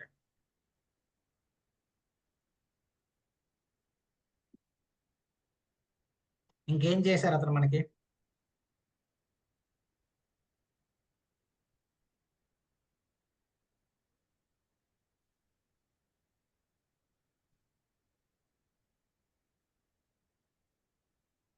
అన్నిటికంటే ముఖ్యమైనది ఆధునీకరణని ముందే ఆయన కనిపెట్టి మనకి కథానికల ద్వారా అందిస్తారు కదా సార్. కథానిక ఏదైతే ఉందో ఆ కథానిక ఉద్దేశం ఆధునిక ఏదైతే ఉందో ద్వారా. లేదంటే కథానిక ఏదైతే వస్తువుగా తీసుకుందో గురజాడ కూడా దాన్నే వస్తువుగా తీసుకున్నాడు. ఆ వస్తువు ఏంటి? సమాజమే వస్తువు. సమాజంలో ఉన్న అంశాలు ఏవైతే ఉన్నాయో అవే మనకు వస్తువులుగా కనిపిస్తాయి అన్నమాట. ఇవి ప్రధానంగా గురజాడ కథానికల్లో ఉన్న అంశాలు. సో ఇక్కడ మీరు అబ్జర్వ్ చేస్తే ఇవన్నీ కూడా ఒక రచన ఏదైతే ఉందో, ఒక కావ్యమైనా కానివ్వండి, ఒక నాటకమైనయండి, ఒక నవలవనియండి, ఏదైనా ఒక రచన చేయాలంటే ఏవైతే కావాల్సిన వస్తువులు ఉన్నాయో ఆ వస్తువులన్నీ కూడా గురజాడ కథానికల్లో మనకు కనిపిస్తాయి. అందుకే ఈ గురజాడ కథానికలు ఏవైతే ఉన్నాయో ఇవి తర్వాత కాలంలో వచ్చిన రచనలు, కథానికలు అవ్వచ్చు, మిగతా రచనలు అవ్వచ్చు, వాటన్నింటికి కూడా మూల స్తంభాలుగా నిలిచాయి అని మనం చెప్తామన్నమాట. ఇదే ఈ క్వశ్చన్కి ఆన్సర్. ఈ 10 ఉన్నాయి కదా, ఈ 10 20 మార్కులకు అడిగాడు కాబట్టి ఒక 7 నుంచి 8 అంశాలని విత్ ఎగ్జాంపుల్స్ తో మీరు ఎక్స్ప్లెయిన్ చేసేయగలిగితే ఈ పర్టికులర్ క్వశ్చన్కి ఆన్సర్ వచ్చేస్తుంది. సో ఈ క్వశ్చన్కి ఇంట్రడక్షన్ ఎక్కడి నుంచి రాస్తాం? కథానికలు ఆంగ్ల సాహిత్య ప్రభావం ద్వారా తెలుగు సాహిత్యంలోకి వచ్చాయి. తెలుగు సాహిత్యంలోకి వచ్చాక సమాజాన్నే సాహిత్య వస్తువుగా ఎంచుకున్నాయి.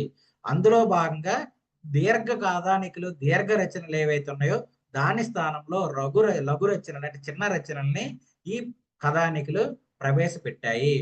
అందులో భాగంగా గురజాడ వారి రచనలు దీనికి వన్నె తేవడంలో ప్రధాన పాత్ర పోషించాయి అని మనం ఈ 5-6 పాయింట్లు రాసి ఆ తర్వాత ఈ పర్టికులర్ ఏవైతే ఉన్నాయో ఇవన్నీ కూడా ఎక్స్ప్లెయిన్ చేస్తే అదే గురజాడ కథానికలు మూల స్తంభాలు అన్నారు కదా, దానికి సంబంధించిన ఆన్సర్. ఓకేనండి. సో ఇలా మనం అక్కడ ఏదైతే ఉందో ఆ ఫ్లో అక్కడ నుంచి రావాలంటే కథానిక గురించి మళ్ళీ ఇంకోటి రాసేయగలుగుతారు. జనరల్ గా ఏం చేస్తారు? ఇది ఇచ్చారు కదా, కథానికని ఇచ్చారు కదా, కథానిక లక్షణాలు రాసేస్తారు.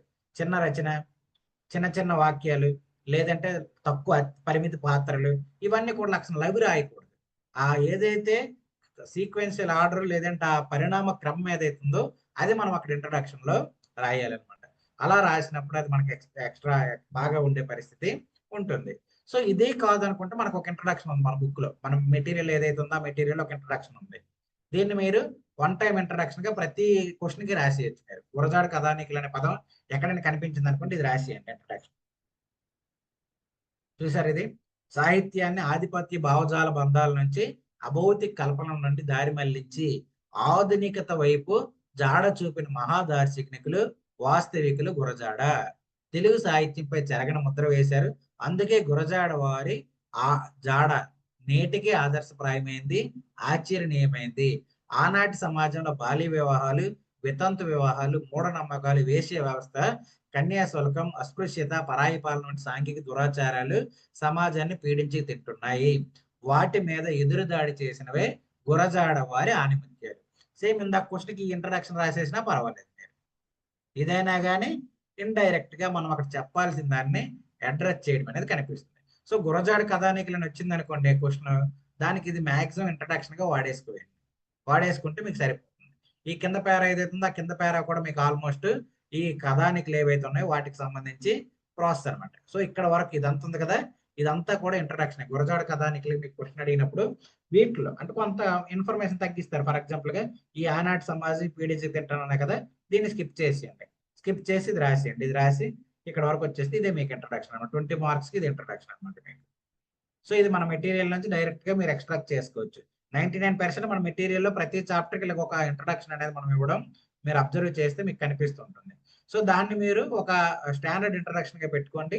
But at the same time మీరు చదువుకునే ప్రయత్నం, అంటే మీరు కొత్తగా మీరు నోట్స్ మేకింగ్ కూడా, అంటే కొన్ని కొత్త అంశాలను కూడా తెలుసుకునే ప్రయత్నం చేయండి. నేను మీకు కొన్ని రీసెర్చ్ ఆర్టికల్స్, రెఫరెన్స్ బుక్స్ చూపించాను. వాటి నుంచి కూడా కొన్ని ఇంట్రడక్షన్స్ అనేది మీరు తీసుకొని ఏదైనా కానీ అడిగిన డిమాండ్ ని మీరు ఇండైరెక్ట్ గా అడ్రస్ చేసుకుంటూ వెళ్ళడమే ఇంట్రడక్షన్ లో ఉన్న ప్రధానమైన అంశం. ఓకేనండి, అర్థమైంది ఇంట్రడక్షన్ కి సంబంధించి?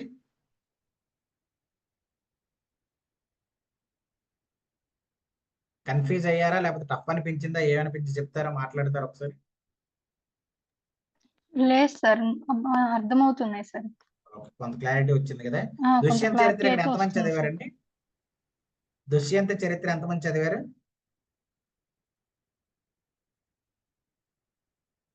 పోనీ గుణనిధి కదా? ఆ, అది దుష్యంత చరిత్ర కొంచెం అవగాహన ఉంది సార్. ఆ ఉందండి. కథ గుణనిధి మీద కదా? అవగాహన ఉంది. అది తెలియదు సార్. ఓకే, గుణనిధి కదా ఎవరైనా చదివారండి? ఓకే, పోనీ దుష్యంత చరిత్ర దగ్గరికి వెళ్దాం మనం ప్రెజెంట్. సో క్వశ్చన్ ఇచ్చారేంటి? భారతీయ సనాతన ధర్మాన్ని దుష్యంత చరిత్ర ద్వారా కవి ఏ విధంగా ఆవిష్కరించాడు? ఇందులో ఎన్ని డిమాండ్స్ ఉన్నాయి చెప్పండి. ఫస్ట్ క్వశ్చన్ చూడంగానే మీకు మైండ్ లో రావాల్సింది డిమాండ్స్. ఎన్ని డిమాండ్స్ ఉన్నాయండి ఇందులో? ఒక్కటే ఉంది సార్. ఒకటే ఉంది, కంపారిటివ్ డిమాండ్ అనమాట. ఇలాంటి వాటిని మనం ఏమంటామంటే కంపారిటివ్ డిమాండ్. దీంతో కంపేర్ చేస్తూ చెప్తుంది అనమాట, ఒకటే డిమాండ్ ఉన్నప్పుడు కూడా. సో ఇందులో భాగంగా చెప్పండి, ఇప్పుడు మనం దీనికి ఇంట్రడక్షన్ ఏ విధంగా రాస్తే బాగుంటుంది? జస్ట్ ఆన్సర్ నాకు వద్దు, ఒక ఇది చెప్పండి. సో ఇక్కడ ఏం అడిగాడంటే కంటెంట్ కూడా, అంటే లోపల రాయాల్సిన విశ్లేషణ భాగంలో రాయాల్సిన డిమాండ్ కూడా చెప్పేస్తుంది. దాన్ని బట్టి నాకు ఇంట్రడక్షన్ చెప్పండి. భారతీయ సనాతన ధర్మాన్ని దుష్యంత చరిత్ర ఏ విధంగా ఆవిష్కరించాడో చెప్పండి అన్నాడు. సో ఇక్కడ మనకు భారతీయ సనాతన ధర్మం అంటే ఏంటి అవి మనకు తెలియాలి. సో భారతీయ సనాతన ధర్మంలో ప్రధానమైన అంశం ఏంటి? దాంపత్య జీవనం, తర్వాత ఏదైతే పెళ్లి ఇది ఉంది కదా, వివాహ వ్యవస్థ ఉంది కదా, ఆ వివాహ వ్యవస్థ, దాని తర్వాత కౌటుంబిక జీవనం, జీవన విధానం, ఇవన్నీ కూడా మనకి భారతీయ సనాతన ధర్మంలో ప్రధాన అంశాలుగా కనిపిస్తాయి. సో ఈ దాంపత్య జీవితం ఎలా ఉండాలి, వివాహ వ్యవస్థ ఎలా ఉండాలి, కౌటుంబిక జీవితం అంటే పిల్లలు, భార్య భర్తలు పిల్లలు ఎలా ఉండాలి, దాని తర్వాత ఆశ్రమవాసం అనేది ఏ విధంగా ఉండాలి, ఇలాంటివన్నీ కూడా మనకి భారతీయ సనాతన ధర్మం అనేది చెప్తుంది. వీటికి ఒక్కొక్క పాయింట్ కి ఒకటి రెండేసి పద్యాలను కోట్ చేస్తే, ఎగ్జాంపుల్ కోట్ చేస్తూ మనం ఆన్సర్ రాస్తే అదే సరిపోతుంది అనమాట, జనరల్ గా ఆన్సర్. సో దీంట్లో భాగంగా ఇప్పుడు మనం దీనికి ఇంట్రడక్షన్ ఏం రాస్తాం చెప్పండి.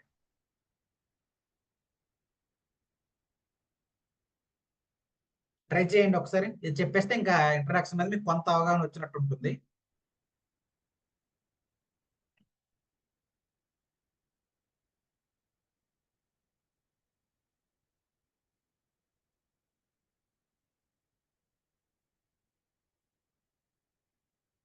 సార్ దుష్యంతుడి గురించి మనం ఇంట్రడక్షన్ మొదలు పెట్టొచ్చా సార్?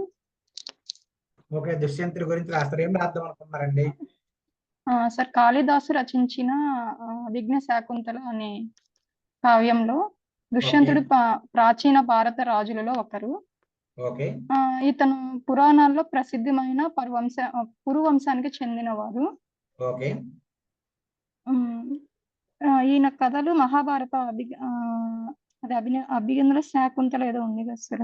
ఓవరాల్ గా మీరు ఏం చెప్పాలనుకున్నారు? దుష్యంతుడి గురించి, అతని క్యారెక్టరిస్టిక్స్ గురించి చెప్పాలనుకుంటున్నారు. అవును సార్, విశ్వామిత్ర వంశానికి సంబంధించిన ఇతిహాసాలకి. ఇలాంటి ఇంట్రడక్షన్ ఎప్పుడంటే మీ దగ్గర ఇంకేదీ లేదన్నప్పుడు రాయాలన్నమాట. అది అంటే గురించి, గొప్పదనం గురించి కానీ ఏది లేదన్నప్పుడు దాని గురించి రాయండి. ఇక్కడ ఏం చెప్తారు, ఇక్కడ మనకి కంపారిటివ్ డిమాండ్ అడిగినప్పుడు ఏం చేయాలంటే ఇవాల్యూషనరీ ప్యాటర్న్ పరిణామ క్రమాన్ని గురించి మనం తీసుకురావాలి. సో ఇక్కడ ఏమన్నాడు, భారతీయ సనాతన ధర్మం దుష్యంత చరిత్రలో ఏ విధంగా కనిపించిందో చెప్పాలి. సో ఇక్కడ మనం ఫస్ట్ స్టేట్మెంట్ భారతీయ సనాతన ధర్మాన్ని బేస్ చేసుకుంటూ వెళ్ళిపోవాలి. సో భారతీయ సనాతన ధర్మం అన్ని నాగరిక వ్యవస్థలకి మూలం అనే పదం మనం ప్రధాన ఫస్ట్ వాడతాం అనమాట. మన భారతీయ సనాతన ధర్మం ఏదైతే ఉందో అన్ని నాగరికతలకి మూలంగా ఉంది, లేదంటే మూలం అంటాం. అందులో భాగంగా సమాజంలో, సమాజ వృద్ధిలో, సమాజ పరిణామ క్రమంలో ఈ సనాతన ధర్మ మూలాలు అనేవి ఈ రోజుకి వస్తూనే ఉన్నాయి. అందులో భాగంగా నాటి మహాభారత కాలం నుంచి నేటి ఆధునిక మహాభారతం వరకు చూసుకుంటే ప్రతి దాంట్లో కూడా సనాతన ధర్మం అనేది కనిపిస్తుంది. అందులో భాగంగా దుష్యంత చరిత్రలో నన్నయ్య ముఖ్యంగా సనాతన ధర్మము అందరికీ తెలియజేసేలాగా, అది నేటికి ఉపయోగపడేలాగా చెప్పడం ప్రత్యేకంగా కనిపిస్తుంది అనే విషయాన్ని మనం ఇంట్రడక్షన్ గా రాయాలన్నమాట. అర్థమైందండి? ఆ సనాతన ధర్మం ఏదైతే ఉందో కుటుంబ వ్యవస్థ వీటి గురించి అదే బేసికల్ గా ఏంటంటే సనాతన ధర్మం అనేది బేస్. అప్పటి వాళ్ళకి అదే బేస్, ఇప్పటి వాళ్ళకి అదే బేస్, ఫ్యూచర్ లో రాబోయే వాళ్ళకి కూడా అదే బేస్. ఈ సనాతన ధర్మం ఏదైతే ఉందో అది మన మూలం. ఆ మూలంలో నుంచి ఆవిర్భవించిందే దుష్యంత చరిత్ర. సో దుష్యంత చరిత్ర ఏదైతే ఉందో అది నన్నయ్య ఏ విధంగా రాశాడంటే నాటి కాలానికి నేటి కాలానికి ఉపయోగపడే విధంలో రాశాడు. అందులో భాగంగానే వివిధ సనాతన ధర్మాలని పాటిస్తూ మనకు చెప్పడం ప్రధానంగా కనిపించింది అన్నట్టు ఇంట్రడక్షన్ అనేది ఇచ్చుకుంటూ వెళ్తాం అనమాట. సో ఈ విధంగా ఈ భారతీయ సనాతన ధర్మం అనే పదాన్ని మనము స్ట్రెస్ చేస్తూ చెప్తాం అనమాట. స్ట్రెస్ చేస్తూ చెప్తాం. చెప్పిన తర్వాత ఇండైరెక్ట్ గా చెప్తాం కాబట్టి అప్పుడు డైరెక్ట్ గా మనం రాసేది ఏంటంటే దుష్యంత చరిత్రలో ఏ ఎగ్జాంపుల్లో ఉంది, ఆ ఎగ్జాంపుల్స్ అనేవి మనం మనం వివాహ వ్యవస్థ అన్న వివాహ వ్యవస్థ జనరల్ గా ఏ విధంగా ఉండాలి, అందరి సమ్మతితో జరగాలి. ఇక్కడ ఏం జరిగింది, సీక్రెట్ గా ఒక గాంధర్వ వివాహం లాగా జరిగింది. అది సనాతన ధర్మంలో భాగమైనప్పటికీ అది అందరూ ఆమోదయోగ్యంగా కానిదిగా మనకు కనిపిస్తుంది. అలాగే కుటుంబ జీవితం, ఒక భార్య భర్త పిల్లలు అందరూ కలిసి ఉండాలి. కానీ ఇక్కడ ఏం జరిగింది, భర్త ఆ భార్యని పిల్లల్ని వదిలేసి వెళ్ళిపోయాడు. అది సనాతన ధర్మంలో కరెక్ట్ కాదు అని ఆ తర్వాత ఆశరీరవాణి ఎవరైతే ఉన్నారో ఆమె వచ్చి అది తప్పు అని తెలియజేసేలాగా దుష్యంతుడిలో మార్పు వచ్చేలా చేసింది. ఇవన్నీ కూడా మనం ఎగ్జాంపుల్ గా కోట్ చేసుకుంటూ వెళ్ళడం అనేది త్వరగా జరుగుతుంది అనమాట. సో ఇక్కడ ఏంటంటే ఆ భారతీయ సనాతన ధర్మం యొక్క మూలం, దాని యొక్క ప్రాధాన్యతని ఇక్కడ మనం ఇంట్రడక్షన్ గా రాయడం జరుగుతుంది అనమాట. ఇది ఈ విధంగా మనం ఇంట్రడక్షన్స్ ఇచ్చుకుంటూ ఇంట్రడక్షన్స్ రాసుకుంటూ వెళ్ళాలి. ఇలా మీరు ప్రాక్టీస్ చేయాలండి. ఒకటే ఏంటంటే ఫస్ట్ ఇంట్రడక్షన్స్ రాయాలనే ఆలోచన వచ్చినప్పుడు సిలబస్ మీద, సిలబస్ అంటే ఆ 33 టాపిక్స్ ఏవైతే ఉన్నాయో అవి తెలిస్తే కాదు, ఆ లోపల కూడా ఏముందో కొంతవరకు మీకు అవగాహన వస్తే ఈ ఇంట్రడక్షన్స్, కన్క్లూజన్స్, బాడీ పార్ట్ అవన్నీ కూడా ఆటోమేటిక్ గా మీరు రాసుకుంటూ వెళ్ళిపోతారు. ఏదైనా కానీ మీరు చెప్పిన ప్రతి మాటను కూడా ఒక స్టాండర్డ్ సోర్స్ తో లింక్ చేస్తూ చెప్పారనుకుంటే ఇంకా ఎఫెక్టివ్ ఉండే పరిస్థితి ఉంటుంది. ఓకేనండి, ఐ థింక్ ఇంట్రడక్షన్స్ మీకు అర్థమయ్యి అనుకుంటున్నాను. ఇప్పుడు మనం నోట్ మేకింగ్ వైపు వెళ్దాం. ఇప్పుడు మనకి ఏదైతే గురజాడ కథానికలు అన్నారో వాటినే తీసుకుందాం. ఈ గురజాడ కథానికలు ఇది ఏదైతే ఉంది ఇదంతా మన మెటీరియల్ మీ దగ్గర ఆల్రెడీ ఉంది. హార్డ్ కాపీ ఉన్న వాళ్ళ దగ్గర హార్డ్ కాపీ ఉంది, సాఫ్ట్ కాపీ ఉన్న వాళ్ళ దగ్గర సాఫ్ట్ కాపీస్ అయితే ఉన్నాయి. ఇదంతా కూడా మన గురజాడ కథానికలకు సంబంధించిన మెటీరియల్. అయితే మెటీరియల్ నుంచి ఏ విధంగా ఎక్స్ట్రాక్ట్ చేసుకుంటాం, ఎలా చేస్తాం అనేది పక్కన పెడితే అసలు బేసికల్ గా గురజాడ కథానికలు అనే అసలు లెసన్ నుంచి మీ నోట్స్ ఏ విధంగా ఉండాలనేది మనం ఇక్కడ ఒకసారి చూద్దాం. ఎవరైనా నోట్స్ రాశారండి గురజాడ కథానికలకు సంబంధించి? ఎవరైనా రాశారా? మీరు నోట్స్ ఎవరైనా రాసుకున్నారా? రాసుకున్నాను సార్. రాసుకున్నారా? మీ నోట్స్ ఏమేమి రాశారు చెప్పగలుగుతారా? సో మీరు ఒక పేపర్ తీసుకున్నప్పుడు మీరు మాట్లాడదామండి. సో మీరు ఒక పేపర్ తీసుకున్నప్పుడు ఫస్ట్ A4 షీట్ తీసుకున్నారు, అందులో గురజాడ కథానికలని ఇలా సైడ్ హెడ్డింగ్ పెట్టుకోండి. సైడ్ హెడ్డింగ్ పెట్టుకున్న ఫస్ట్ ఏం రాయాలి చెప్పండి ఇప్పుడు మనోజ్ గారు, మీరేం రాశారు ఫస్ట్? అసలు ఆయన ఎవరు, ఎప్పుడు పుట్టారు, ఎక్కడ పుట్టారు. సో ఇక్కడ మీరు ఏం రాశారు, గురజాడ గురించి బేసిక్స్, కవి గురించి రాశారు అంతేనా? ఓకే, కవి గురించి రాశారు. So first point okay. తర్వాత సెకండ్ ఏం రాశారు? సెకండ్ సార్ ఆయన ఇప్పుడు 5 కథానికలు రాశారు కదా సార్. అవును. ఏ కథానికని బ్రీఫ్ చేసుకుని ఒక చిన్న 2-3 పాయింట్స్ అసలు దాని యొక్క ఉద్దేశం ఏంటి అని చెప్పి రాశాను సార్. ఏంటనేది రాశారు. ఓకే, తర్వాత ఆ తర్వాత ఆయన రాసిన కొన్ని కోట్స్ గురజాడ గారు రాసుకున్నాను సార్. ఓకే, అవి మెయిన్స్ లో ఉపయోగించుకోవడానికి. ఓకే, ఇంకేం రాశారు? తర్వాత ఇప్పుడు అది ఇందాక మనం కథానిక అంటే ఏంటి, కథానిక లక్షణాలు ఇవన్నీ రాసుకున్నాం. అది ఉండాలి. ఓకే, తర్వాత ఆ తర్వాత ఆయనకి సమకాలీనులు ఎవరు, ఆయన ఇప్పుడు మిగతా రచనకి ఆయన రచనకి తేడా ఏంటి, ఓకే అసలు కథానిక ప్రాముఖ్యత ఏంటి, గురజాడ ఓకే కథానిక అసలు కథానిక అనుకున్న కథానిక అంటే ఏంటి, దాని యొక్క ప్రాముఖ్యత ఏంటి అని చెప్పి దాని గురించి రాసుకున్నాను సార్. ఓకే. సో ఇవి మీరు రాశారు. సో ఇప్పుడు మీరు రాసింది ఏదైతే ఉందో అలానే రాయాలి. సో ఇక్కడ మనం గురజాడ కథానికలు అన్నాం. గురజాడ కథానికలు అంటే ఫస్ట్ బేసికల్ గురజాడ గురించి తెలియాలి కాబట్టి ఆయన గురించి కొంత బేసిక్ డేటా, ఆయన ఎక్కడ పుట్టారు, ఏ సంవత్సరంలో పుట్టారు, ఆయన ఏదైతే పరిణామ క్రమం ఉందో దాని గురించి కొంతవరకు మనం రాసుకుంటాము. రాసిన తర్వాత ఇక్కడ కథానిక అనే పదం రాసాం కదా, ఇదంతా మీ వైట్ పేపర్ అండి. వైట్ పేపర్ లిట్ సైడ్ ఏం చేస్తారంటే కథానిక అని సైడ్ ఎడ్డికి పెట్టుకోండి. కథానిక అని సైడ్ ఎడ్డికి పెట్టుకొని ఇలా బ్లాక్ పెట్టుకొని లక్షణాలు రాసుకోండి. కథానిక లక్షణాలు: క్లుప్తత ఉంటుంది, పరిమిత పాత్రలు, ఇవన్నీ కథానిక లక్షణాలు అనమాట. పరిమిత పాత్రలు, ఆంగ్ల సాహిత్య ప్రభావం, ఇక్కడ మనకి ఆంగ్ల సాహిత్య ప్రభావంతో వచ్చింది. దాని తర్వాత వాడుక భాష ప్రధానంగా ఉంటుంది. ఇది దాని తర్వాత మనం రాయాల్సింది వస్తువు ఈజ్ ఈక్వల్ టు సమాజం, లేదా సమాజం ఈజ్ ఈక్వల్ టు వస్తువు. ఇది మనం కథానిక గురించి బేసిక్ గా తెలియాల్సింది. ఇక్కడ ఇది రాసేసారు, అది అయిపోయింది. దాని తర్వాత అప్పుడు మనం లెసన్ లోకి వెళ్ళాం. సో ఇక్కడ ఏమనిగాము, గురజాడ కథానికలు అన్నాం. ఇలా ఒక గీత గీసుకోండి. గురజాడ కథానికలు అన్నాం కదా. సో ఫస్ట్ కథానిక ఏమని చెప్పండి, గురజాడ కథానికల్లో ఫస్ట్ కథానిక ఏదండి? మొత్తం ఎన్ని ఉన్నాయి? 5 కథానికలు. ఇలాగ 5 పెట్టి రైట్ మొత్తం 5, ఫస్ట్ సర్కిల్ చేసుకోండి. ఫస్ట్ కథానిక ఏముంది? దిద్దుబాటు సార్. దిద్దుబాటు ఉంది. సో దిద్దుబాటు కథానిక. సో ఫస్ట్ మనం దిద్దుబాటు తీసుకున్నప్పుడు ఇక్కడ మనం ఫస్ట్ రాయాల్సింది ఏంటి? దిద్దుబాటులో ఉన్న పాత్రలు ఏమేమి ఉన్నాయండి? పాత్రల పేర్లు చెప్పండి.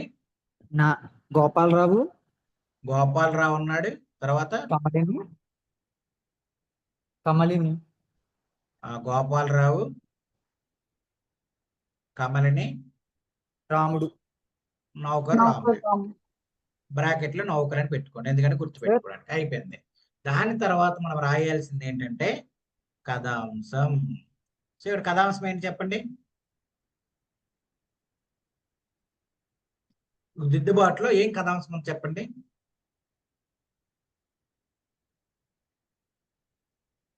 అదే సంస్కరిస్తాను కూడా ఒక కలర్ లో మీరు మార్చుకోండి. ఇక్కడ ఇది ఉంది కదా, ఈ సైడ్ మెయిన్ హెడ్డింగ్స్ ఏవైతే ఉన్నాయో వేరే కలర్ లో పెట్టుకోండి. రెడ్ కలర్ లో కానీ దేనిలో కానీ పెట్టుకోండి.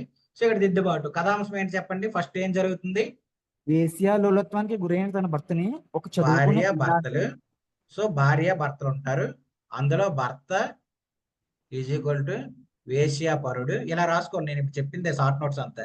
వేశ్యాపరుడు, భర్త అనేవాడు వేశ్యాపరుడుగా ఉన్నాడు. సో భర్తని మార్చడానికి భార్య ప్రయత్నిస్తుంది. ఇదేగా మొత్తం స్టోరీ. ఇంకేమైనా ఉందా? స్టోరీ ఇద్దరండి కథాంశం. ఇక్కడ రాసుకోండి, నౌకరు సహాయకారంతో, నౌకరు సహాయంతో. ఇంకేమైనా ఉందా స్టోరీ అంటానండి. సో మీరు రేపు పొద్దున్న ఎగ్జామ్కి వెళ్ళే ముందు రివిజన్ చేసినప్పుడు ఇవి చూస్తే మీకు మొత్తం స్టోరీ అంత గుర్తు వస్తుంది కదా. సో కథాంశం రాసేసారు. కథాంశం రాసేసాక నెక్స్ట్ మనం చూడాల్సింది ఏంటంటే ముఖ్యమైన సంఘటనలు. ముఖ్యమైన సంఘటనలు ఏమేమి ఉన్నాయి చెప్పండి. ఫస్ట్ సంఘటన ఏంటి చెప్పండి. భార్య భర్తలు ఉంటారు. భర్త వేశ్యాపరుడు, ఆ భర్తను మార్చడానికి భార్య ప్రయత్నిస్తుంది. ఇది కథాంశం. అందులో ముఖ్యమైన సంఘటన 1 చెప్పండి. చదివారా దిద్దుబాటు? చదివాను సార్. చెప్పండి. మిగతా వాళ్ళు కూడా ఉన్న మిగతా 10 మంది కూడా చెప్పాలి. అందుకే ఈజీ లెసన్ తీసుకున్నాం మీకోసమని. గోపాలరావు వేశ్యాలోలు అవుతాడు సంఘ సంస్కరణ పేరుతో. అది ఒకటో సందర్భం సార్. ఓకే అండి. రెండోదేమో కమలని ఉత్తరం రాస్తాడు. మీకు అడుగుతుంటే టైం వేస్ట్ అవుతుంది కాబట్టి ఇక్కడ నేను మీకు కంటెంట్ చూపించేస్తాను. చూడండి, మొత్తం ఇది ఇక్కడ మీకు ఇచ్చాను కదా, ఇది నోట్ మెటీరియల్ ఇచ్చాను కదా, దీన్నే మీకు షార్ట్ గా రాస్తాను అనమాట. సో ఇదిగోండి, ఇక్కడ మనం చూసుకుంటే ముఖ్యమైన పాత్రలు 3 కనిపిస్తుంది కదా. కమలిని, గోపాలరావు, నౌకరు రాముడు. అయిపోయింది. కమలిని, గోపాలరావు భార్య భర్తలు. వీళ్ళిద్దరూ విద్యావంతులు, చదువుకున్న వాళ్ళే. వీళ్ళ మధ్యన సంఘర్షణలు ఏవైతే ఉన్నాయో అదే ప్రధాన వస్తువు. సో అతను సంస్కరణ కార్యక్రమాలు పాల్గొంటాడని చెప్పి వేశ్యాల గృహాలకు వెళ్తుంటాడు. మొదటి సంఘటన. వేశ్య వ్యవస్థ నిర్మూలించాలని అందాలకు ఆరబాతకు ఆకర్షిత అయ్యి అర్ధరాత్రి రావడం, కట్టుకున్న భార్యను పట్టించుకోకపోవడం ఇవన్నీ జరుగుతుంటుంది. ఇది సెకండ్ సంఘటన. ఇదంతా చూసి సహించలేని భార్య ఎవరైతే ఉన్నారో ఆమె అతన్ని మార్చాలని అనుకుంది. ఇది థర్డ్ సంఘటన. దాని తర్వాత దీనికోసం నౌకరు సహాయం తీసుకుంది. అందులో భాగంగా అత్యంత నాటకీయంగా చిత్రించింది. అందులో భాగంగా 4వ సంఘటన ఏంటంటే అతడు ఒక రోజు రాత్రి ఇంటికి వస్తాడు. ఇంటికి వచ్చేటప్పుడు భార్య ఇంట్లో లేదని కనిపించకపోయేసరికి నౌకరుని అడుగుతాడు. నౌకరు ఆమె తన పుట్టింటికి వెళ్ళిపోయింది ఇలా అని చెప్పడం మనకి 4వ సంఘటన. 5వ సంఘటన అంటే ప్రాయశ్చిత్తంతో అతను మారి ఇంకెప్పుడూ కూడా వేశ్య గృహాలకు వెళ్ళడని చెప్పడం అనేది మనకు కనిపిస్తుంది అనమాట. ఇది బేసికల్ గా 5 సంఘటనలు మనకి దిద్దుబాటులో మనకు ప్రధానంగా కనిపిస్తాయి. సో ఈ 5 సంఘటనల ద్వారా మనకి ఏం జరిగింది, ఆ పర్టికులర్ ఎవరైతే భార్య ఉందో ఆ భార్య మొత్తంగా ఆశించిన విషయం. సో ఇక్కడ మీకు సంఘటనలు చెప్పాను కదా, 1, 2, 3, 4, 5 సంఘటనలు ఉన్నాయి. సో దీని తర్వాత మనం రాయాల్సింది ఆశయం ఏంటి, ఏం ఆశించాడు, దాంపత్య జీవన చిత్రణ చేయడం మనకి జరిగింది. ఇది ప్రధానంగా మనకి దిద్దుబాటుకు సంబంధించింది. సో దీని తర్వాత మనం ముఖ్యంగా కొన్ని పాయింట్లు గుర్తుపెట్టుకోవాలి. సో దాని తర్వాత మనం కొన్ని పాయింట్లు అనేవి జాగ్రత్త గుర్తుపెట్టుకోవాలి. అందులో ముఖ్యంగా ముఖ్యమైన వాక్యాలు ఆర్ పదాలు, ముఖ్యమైన వాక్యాలు లేదా పదాలు. సో ఇక్కడ మనం కొన్ని ఎగ్జాంపుల్స్ డైరెక్ట్ గా లెసన్ నుంచి తీసుకుంటాం. అవేంటి, విద్య విలువ నీకేం తెలుసురా రామ, భగవంతుడి సృష్టిలోకెల్లా ఉత్తమమైన ఉత్కృష్టమైన వస్తువు విద్య నేర్చిన స్త్రీరత్నమే. 1వది రాశాము. తర్వాత 2వది ఏముంది మనం రాసుకున్నది, గురజాడ ఆధునిక మహిళ చరిత్రని తిరగ రాస్తుంది. ఇది 2వది ముఖ్యమైన పాయింట్లలో 2వది. ఇది ఓవరాల్ గా దిద్దుబాటుకు సంబంధించి 1 పేజ్ లేదా 1.5 పేజ్ నోట్స్ అనమాట. అర్థమైందంటే ఎలా నోట్ మేకింగ్ చేయాలో మొత్తం మీరు చేయరు, ప్రతి లెసన్ కి 1 పేజ్ గానీ 2 పేజెస్ గానీ అంతే. అర్థమైందండి నోట్ మేకింగ్ ఎలా చేయాలో. సో ఫస్ట్ ఏదైనా ఒక లెసన్, తెలుగు లిటరేచర్ లేదైనా ఒక గురజాడ కథానికలని కాదు, మీరు ఏది తీసుకున్నా కానీ సరే. పోనీ ఇంకోటి మనం వెళ్దాం, ఎన్జిఓకి వెళ్దాం మనం. పోనీ మీకు ఇది గురజాడ కథానికలు చిన్నది కాబట్టి అయిపోయింది కదా అనుకుంటున్నాం. సో ఎన్జిఓ దగ్గరికి వెళ్తాం. సో ఎన్జిఓలో ఫస్ట్ ఏం రాయాలని చెప్పానండి, పైన ఆర్డర్ ప్రకారం చెప్పండి, నాకు కంటెంట్ అవసరం లేదు. ఎన్జిఓలో ఫస్ట్ ఏం రాయాలి, పాత్రలు. ఎన్జిఓ అనేది నాటకం కదా. సో మనకి ఎన్జిఓ రచయిత ఎవరైతే ఉన్నారో రచయిత గురించి కొన్ని బేసిక్ పాయింట్స్ రాసుకుంటాం, అవునా. దాని తర్వాత ఈ పక్కన ఏం రాయాలండి చెప్పండి. ఆల్రెడీ ఇక్కడ చెప్పాను కదా, ఒకసారి ఇలా స్క్రీన్ షాట్ తీసుకోండి దీన్ని. దాన్ని బేస్ చేసుకుని మీరు నాకు ఆ ఫ్లో చెప్పేయండి. రచయిత గురించి రాసుకోవాలి. రచయిత గురించి రాసాము, తర్వాత ఇక్కడ ఆ ప్రక్రియ గురించి రాసాము, తర్వాత అందులో ఉన్న పాత్రలు, పాత్రలు రాసుకోవాలి. తర్వాత కథాంశము, తర్వాత ముఖ్యమైన సంఘటనలు, ఆశయము, ముఖ్యమైన పదాలు లేదా వాక్యాలు. ఓకేనా.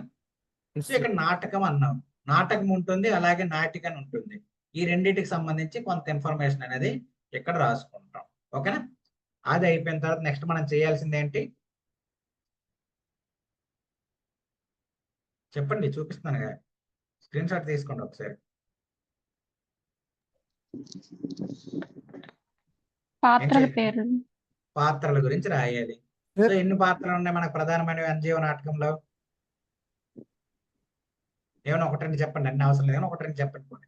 ముఖ్యమైనది గోపి పాత్ర మనకు గుర్తుంది. గోపి, దాని తర్వాత రంగనాథం, డాక్టర్ వాళ్ళ నాయన, తర్వాత డాక్టర్, తర్వాత ఎవరున్నారు సీత, తర్వాత ఎవరున్నారు ముసలాయన వాళ్ళ నాన్న. ఇవే పాత్రలు మనకి. దాని తర్వాత కథాంశం. కథాంశం ఏంటండి, చదివిన వాళ్ళు చెప్పండి, షార్ట్ గా చెప్పండి నాకు. ఫస్ట్ ఏం జరుగుద్ది,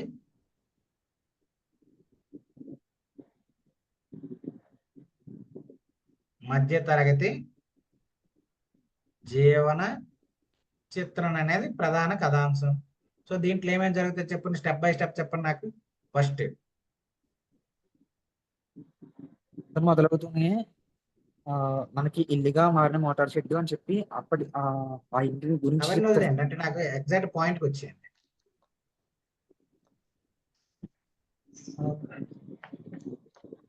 ఇక్కడ మనం జస్ట్ ఏంటంటే పాయింట్స్ రాస్తాం. సో మధ్య తరగతి జీవన చిత్రం అనేది ప్రధానం. అందులో ఏంటంటే మధ్య తరగతి వ్యక్తి, చిన్న ఉద్యోగం, చిన్న ఉద్యోగం, పెద్ద కుటుంబం, తీర్చలేని బాధ్యతలు, తీర్చలేని బాధ్యతలు, ఇవన్నీ చూసి ఆవేశపూరిత గోపి. తమ్ముడు ఆవేశపూరితంగా నిర్ణయాలు తీసుకోవడం. అలాగే ఎవరైతే మధ్యతరగతి వ్యక్తున్నారో ఆయన లంచం తీసుకోవడం. చివరిగా జైలు పాలు అవ్వడం. ఇదేగా ప్రధానమైనది మనకి ఆ స్టోరీ మొత్తం. ఇదేగా మనకు జరిగిన కథాంశం. ఇది ఎందుకు చెప్తున్నాను, ఇది రాయాలంటున్నా అంటే రేపు మీరు మెయిన్స్కి వెళ్ళే ముందు ఒకసారి చూసారనుకోండి, ఒక ఈ ఫ్లో అనేది మీకు ఆటోమేటిక్ గా గుర్తొచ్చేస్తుంది.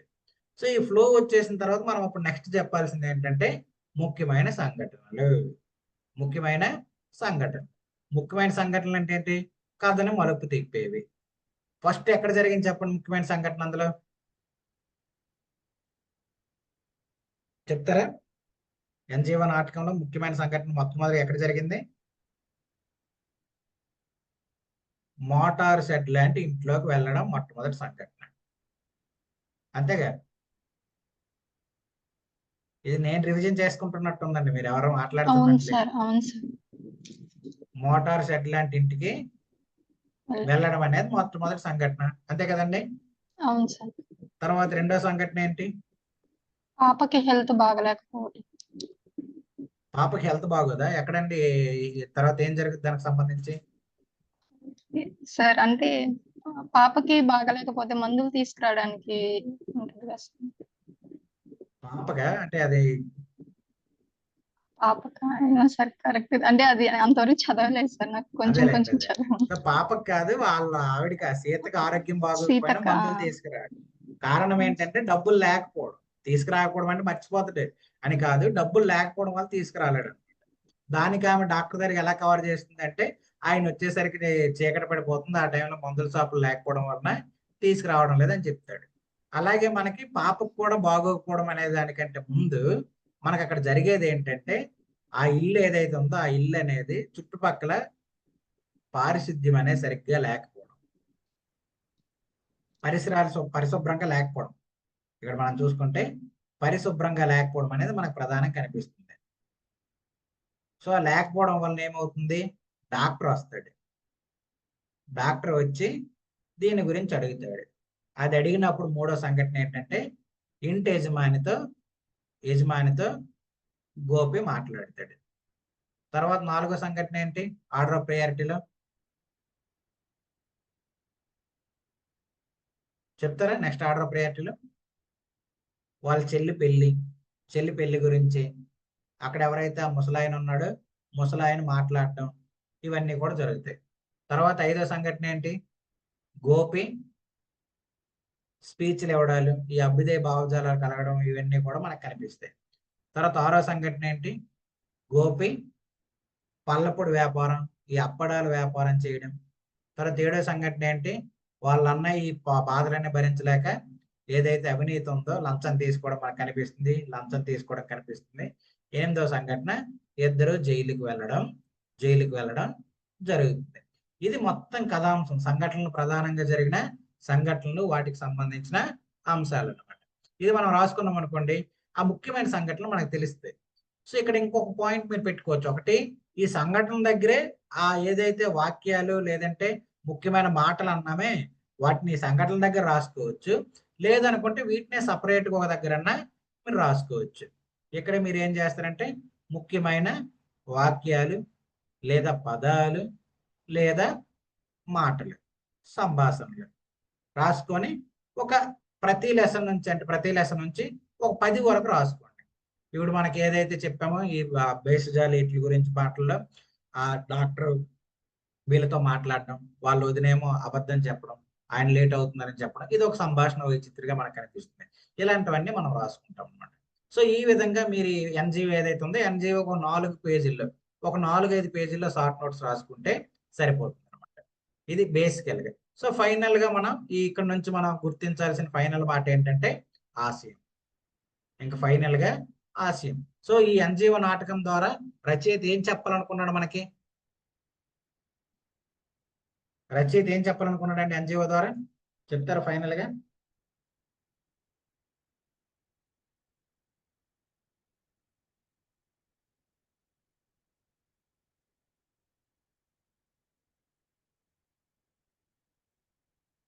చెప్తారండి? మధ్య తరగతి వాళ్ళ జీవితాలను ఫాల్స్ ప్రెస్టీజ్ గురించి అల్టిమేట్ ఒకటే ఆశయం అంటే ఏంటంటే ఒకటే మాటలో ఉంటుంది అనమాట, ఎక్స్ప్లెనేషన్ ఉంటుంది. సార్ ఆశయం అంటే మనకు ఒకే మాటలో ఉంటుంది, ఎక్స్ప్లెనేషన్ ఉంటుంది అనమాట. మధ్య ఏం మధ్య చెప్పాలి అసలు తరగతి బేసికల్ గా ఎన్జిఓ చదవడం వల్ల మీరు ఏం నేర్చుకున్నారు? మధ్య తరగతి జీవితంలో ఆ వ్యక్తి భేషజాలు తెలుస్తాయి సార్ మనకి. ఓకే అండి. అది మెయిన్ పాయింట్ సార్. సో ఎన్జిఓలో అతను మనకి ఏం చేయాలనుకోలేదు అతను. జస్ట్ అతను చేయాలనుకున్నదంతా ఏంటంటే మధ్య తరగతి జీవన చిత్రణను మనకు తెలియజేయాలనుకున్నాడు అంతే. సో అక్కడ రచయిత ఆశించింది ఏంటంటే సమాజం ఎలా ఉందో ఆ విషయాన్ని తెలియజేయాలనుకున్నాడు.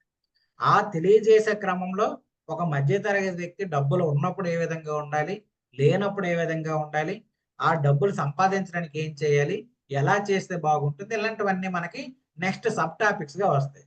బేసికల్ గా ఏంటి మధ్య తరగతి జీవన విధాన చిత్రణని మనకి రచయిత ఈ రచన ద్వారా తెలియజేయాలి అనుకున్నాడు అనమాట. దానికి ఇవన్నీ సపోర్ట్స్ వస్తాయి. ఇది ఎన్జిఓ నాటకం గురించి మీరు నోట్స్ రాసుకునేటప్పుడు చేయాల్సిన ప్రధానమైన ఒక స్ట్రక్చర్ అనమాట. ఈ స్ట్రక్చర్ ని ఫాలో అవుతూ మీరు నోట్స్ రాసుకున్నారనుకోండి సరిపోద్ది. వీటంతటి డేటా మీకు ఎక్కడ దొరుకుద్ది అంటే మన మెటీరియల్ అలాగే దాంతోపాటుగా సార్ చెప్పిన క్లాసెస్, దాంతో పాటుగా నెక్స్ట్ మీకు కావాల్స్తే ఈ రెఫరెన్స్ బుక్ ఏదైతే ఒరిజినల్ బుక్ ఉందో ఒరిజినల్ బుక్. ఆ రెఫరెన్స్ బుక్ దేనికి ఉపయోగపడుతుంది అంటే ఇదిగోండి ఈ సంభాషణలు వీటికి సంబంధించి తీసుకునేటప్పుడు ఆ రెఫరెన్స్ బుక్ అనేది ఉపయోగపడుతుంది. సో ఈ విధంగా మన మెటీరియల్, క్లాసు, రెఫరెన్స్ బుక్స్ నుంచి మీరు నోట్స్ అనేది మేకింగ్ చేసుకోవాలి.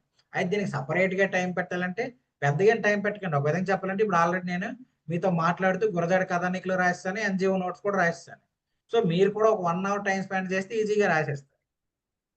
అర్థమైందండి? Okay sir. ఇది బేసికల్ గా మీరు తెలుసుకోవాల్సింది. దాని తర్వాత మన వాళ్ళు రాసిన ఒకసారి నోట్స్ కూడా ఒకసారి రెఫర్ చేద్దాం. కనిపిస్తుందండి ఈ నోట్స్? మనోజ్ రాసిన నోట్స్ అనమాట గురజాడ కథానికల పైన. ఆల్మోస్ట్ ఇప్పుడు మనం ఏదైతే చెప్పుకున్నాం దాని ప్రకారం వెళ్ళారు. కనిపిస్తుందండి నోట్స్? ఓపెన్ అయిందా? అంటే క్లారిటీ లేకపోతే పర్లేదు, జస్ట్ కనిపిస్తుందా? కనిపిస్తుంది సార్. సో ఇక్కడ కొంచెం చూడండి మనం blur గా ఉంది. చెప్పుకున్నట్టే గురజాడ కథానికలు ఫస్ట్ టైటిల్ గురజాడ కథానికలు అనుకుని పెట్టుకొని మొత్తం ఎన్ని ఉన్నాయి రాశారు. దాని తర్వాత గురజాడ గురించి రాయడం జరిగింది. సో దానికి సంబంధించి కథానిక లక్షణాలు రాసుకోవడం జరిగింది. ఈ దిద్దుబాటు మొత్తం గురజాడ ఇప్పుడు ఎక్కడ ఎలా పుట్టారు ఏంటనేది ఇదంతా కూడా మనకు రావడం జరిగింది గురజాడ గురించి. దాని తర్వాత నెక్స్ట్ దిద్దుబాటుకి వెళ్ళిపోయారు. దిద్దుబాటుకి వెళ్ళిపోయి పాత్రల గురించి, ఆ పాత్రల గురించి దాని తర్వాత ఇక్కడ ఏదైతే ఉందో సంఘటనలు, దాంట్లో ఉన్న ప్రధానమైన కుటుంబ సంబంధం చెప్తూ అందులో ఒక్కొక్క పాత్ర, ఈ పాత్ర యొక్క క్యారెక్టరిస్టిక్స్ ఏంటి, ఈ పాత్ర యొక్క క్యారెక్టరిస్టిక్స్ ఏంటి, అలాగే దాంతో పాటుగా కథాంశం, మెయిన్ కథాంశం మీద చెప్పడం జరిగింది. కథా శిల్పం అంటే అది ఏ విధంగా చెప్పారు ఏంటి అనేది మనం చూసుకుంటే ఇది చెప్పడం మనకు కనిపిస్తుంది. ఫైనల్ గా ముగింపు. అర్థమైందండి? ఇది మనకి గురజాడ కథానికలో దిద్దుబాటుకు సంబంధించి. ఇక్కడ ఈ నోట్స్ లో మిస్ అయింది ఏంటంటే ఎగ్జాంపుల్స్ మిస్ అయ్యాయి. మిస్సింగ్ పాయింట్స్ ఏంటంటే ఎగ్జాంపుల్స్ అంటే ఏంటంటే కొటేషన్స్. మనం ఎగ్జామ్ లో రాసేటప్పుడు క్వశ్చన్స్ ఆన్సర్స్ రాసేటప్పుడు కొటేషన్స్ గా మనం రాస్తాం. ఇందాకే చెప్పుకున్నాం, ప్రపంచంలో కల్లా ఉత్కృష్టమైన వస్తువు విద్య నేర్చిన స్త్రీ రత్నమే, లేదనుకుంటే ఆధునిక మహిళ చరిత్రను తిరగరాస్తుంది. ఇవి ఎగ్జాంపుల్స్ అనమాట. ఇక్కడ రాసుకుంటే సరిపోతుంది అనమాట ఈ నోట్స్. ఇంత ఎన్ని పేజీలు వచ్చింది? ఇది రఫ్లీ ఒక 2.5 పేజెస్ లో మనకి ఇది కనిపిస్తుంది. దాని తర్వాత సంస్కృత హృదయం, సేమ్ పాత్రలు ఏవైతే ఉన్నాయో ఈ డయాగ్రామ్స్ ఉన్నాయి కదా, ఇవి ఎఫెక్టివ్ గా ఉండడానికి పెట్టుకోవచ్చు. బట్ అది మీ టైంని బేస్ చేసుకొని చూసుకోండి. సో ఇక్కడ ఏవి జరిగాయి అనేది సంఘటనలు ఇవన్నీ కూడా రాయడం మనకి ఇక్కడ కనిపిస్తుంది. దాని తర్వాత మనకి వెళ్తే నెక్స్ట్ ఎన్జిఓకి వచ్చాం. ఎన్జిఓలో సేమ్ అదే ఆర్డర్ లో వెళ్ళడం మనం ఇక్కడ అబ్జర్వ్ చేయొచ్చు. సో ఆర్డర్ లో వెళ్ళారు, ఏ పాత్ర ఏంటి, ఆత్రేయ రాసిన నాటకాలు ఆత్రేయ గురించి రాయడం జరిగింది. తర్వాత మొత్తం చూడండి పాత్రలు, ఆ పాత్ర చుట్టూ ప్రధానమైన పాత్ర, దాని చుట్టూ ఉన్న పాత్రలు, ఆ పాత్రలకు సంబంధించి ఏమేమి జరిగింది అనేది ఇక్కడ మనకు రాసుకోవడం జరిగింది. అక్కడ సంఘటనలు ఇక్కడ ప్రారంభం ఎత్తుగడ వర్ణం అన్నారు కదా, సంఘటనలు అక్కడ నుంచి ప్రారంభమయ్యి తర్వాత ఈ నాటికి సంబంధించిన ఎగ్జాంపుల్స్, దాని తర్వాత ఇక్కడ ప్రధానంగా ఏం జరిగాయి, గోపి పాత్ర ఏ విధంగా ఉంది, ఇలాంటివన్నీ రాయడం జరిగింది, సీతా పాత్ర ఏ విధంగా జరిగింది. సో ఇది ప్రధానంగా మనకు కనిపిస్తుంది. ఇందులో కూడా మనకి ఏంటంటే జస్ట్ ఆ ఎగ్జాంపుల్స్ ఏవైతే ఉన్నాయో ఎగ్జాంపుల్స్ మిస్ అయ్యి అవి కూడా కోట్ చేసుకుంటే ఇదే షార్ట్ నోట్స్. మొత్తం ఈ 2 లెసన్లకు కలిపి 10 పేజీల నోట్స్ రాసేసుకున్నారు. అలానే మీరు కూడా ఇంతే సేమ్ ఇలానే రాసుకుంటే సరిపోతుంది అనమాట. ఇదే షార్ట్ నోట్స్ మేకింగ్ అంటే ఇదే అనమాట. ఇలా ఎలా అంటే మొత్తంగా తెలుగు లిటరేచర్ ఆప్షన్లకి ఒక 200 నుంచి 300 పేజీలు మొత్తంకి రాసుకుంటే సరిపోతుంది అనమాట. ఎలాగో మన మెటీరియల్ మీతో పాటు ఉంటుంది, దాంతో పాటు దీన్ని మీరు పక్కన పెట్టుకుంటే రేపొద్దున టెస్ట్ రాసేటప్పుడు కానీ మెయిన్ ఎగ్జామ్కి వెళ్ళేటప్పుడు మెయిన్స్ టైంలో కానీ రెఫర్ చేసుకోవడానికి ఉపయోగపడుతుంది. ఓకేనండి, అర్థమైందా? ఈ రోజు మనం చెప్పాలనుకుంటున్న అంశాల మీద మీకు క్లారిటీ వచ్చిందా? ఓకే ఉన్న సార్. వాళ్ళందరూ ఒకసారి మాట్లాడండి. సార్ అర్థం. ఇది ఈ రోజు క్లాస్ కి సంబంధించింది.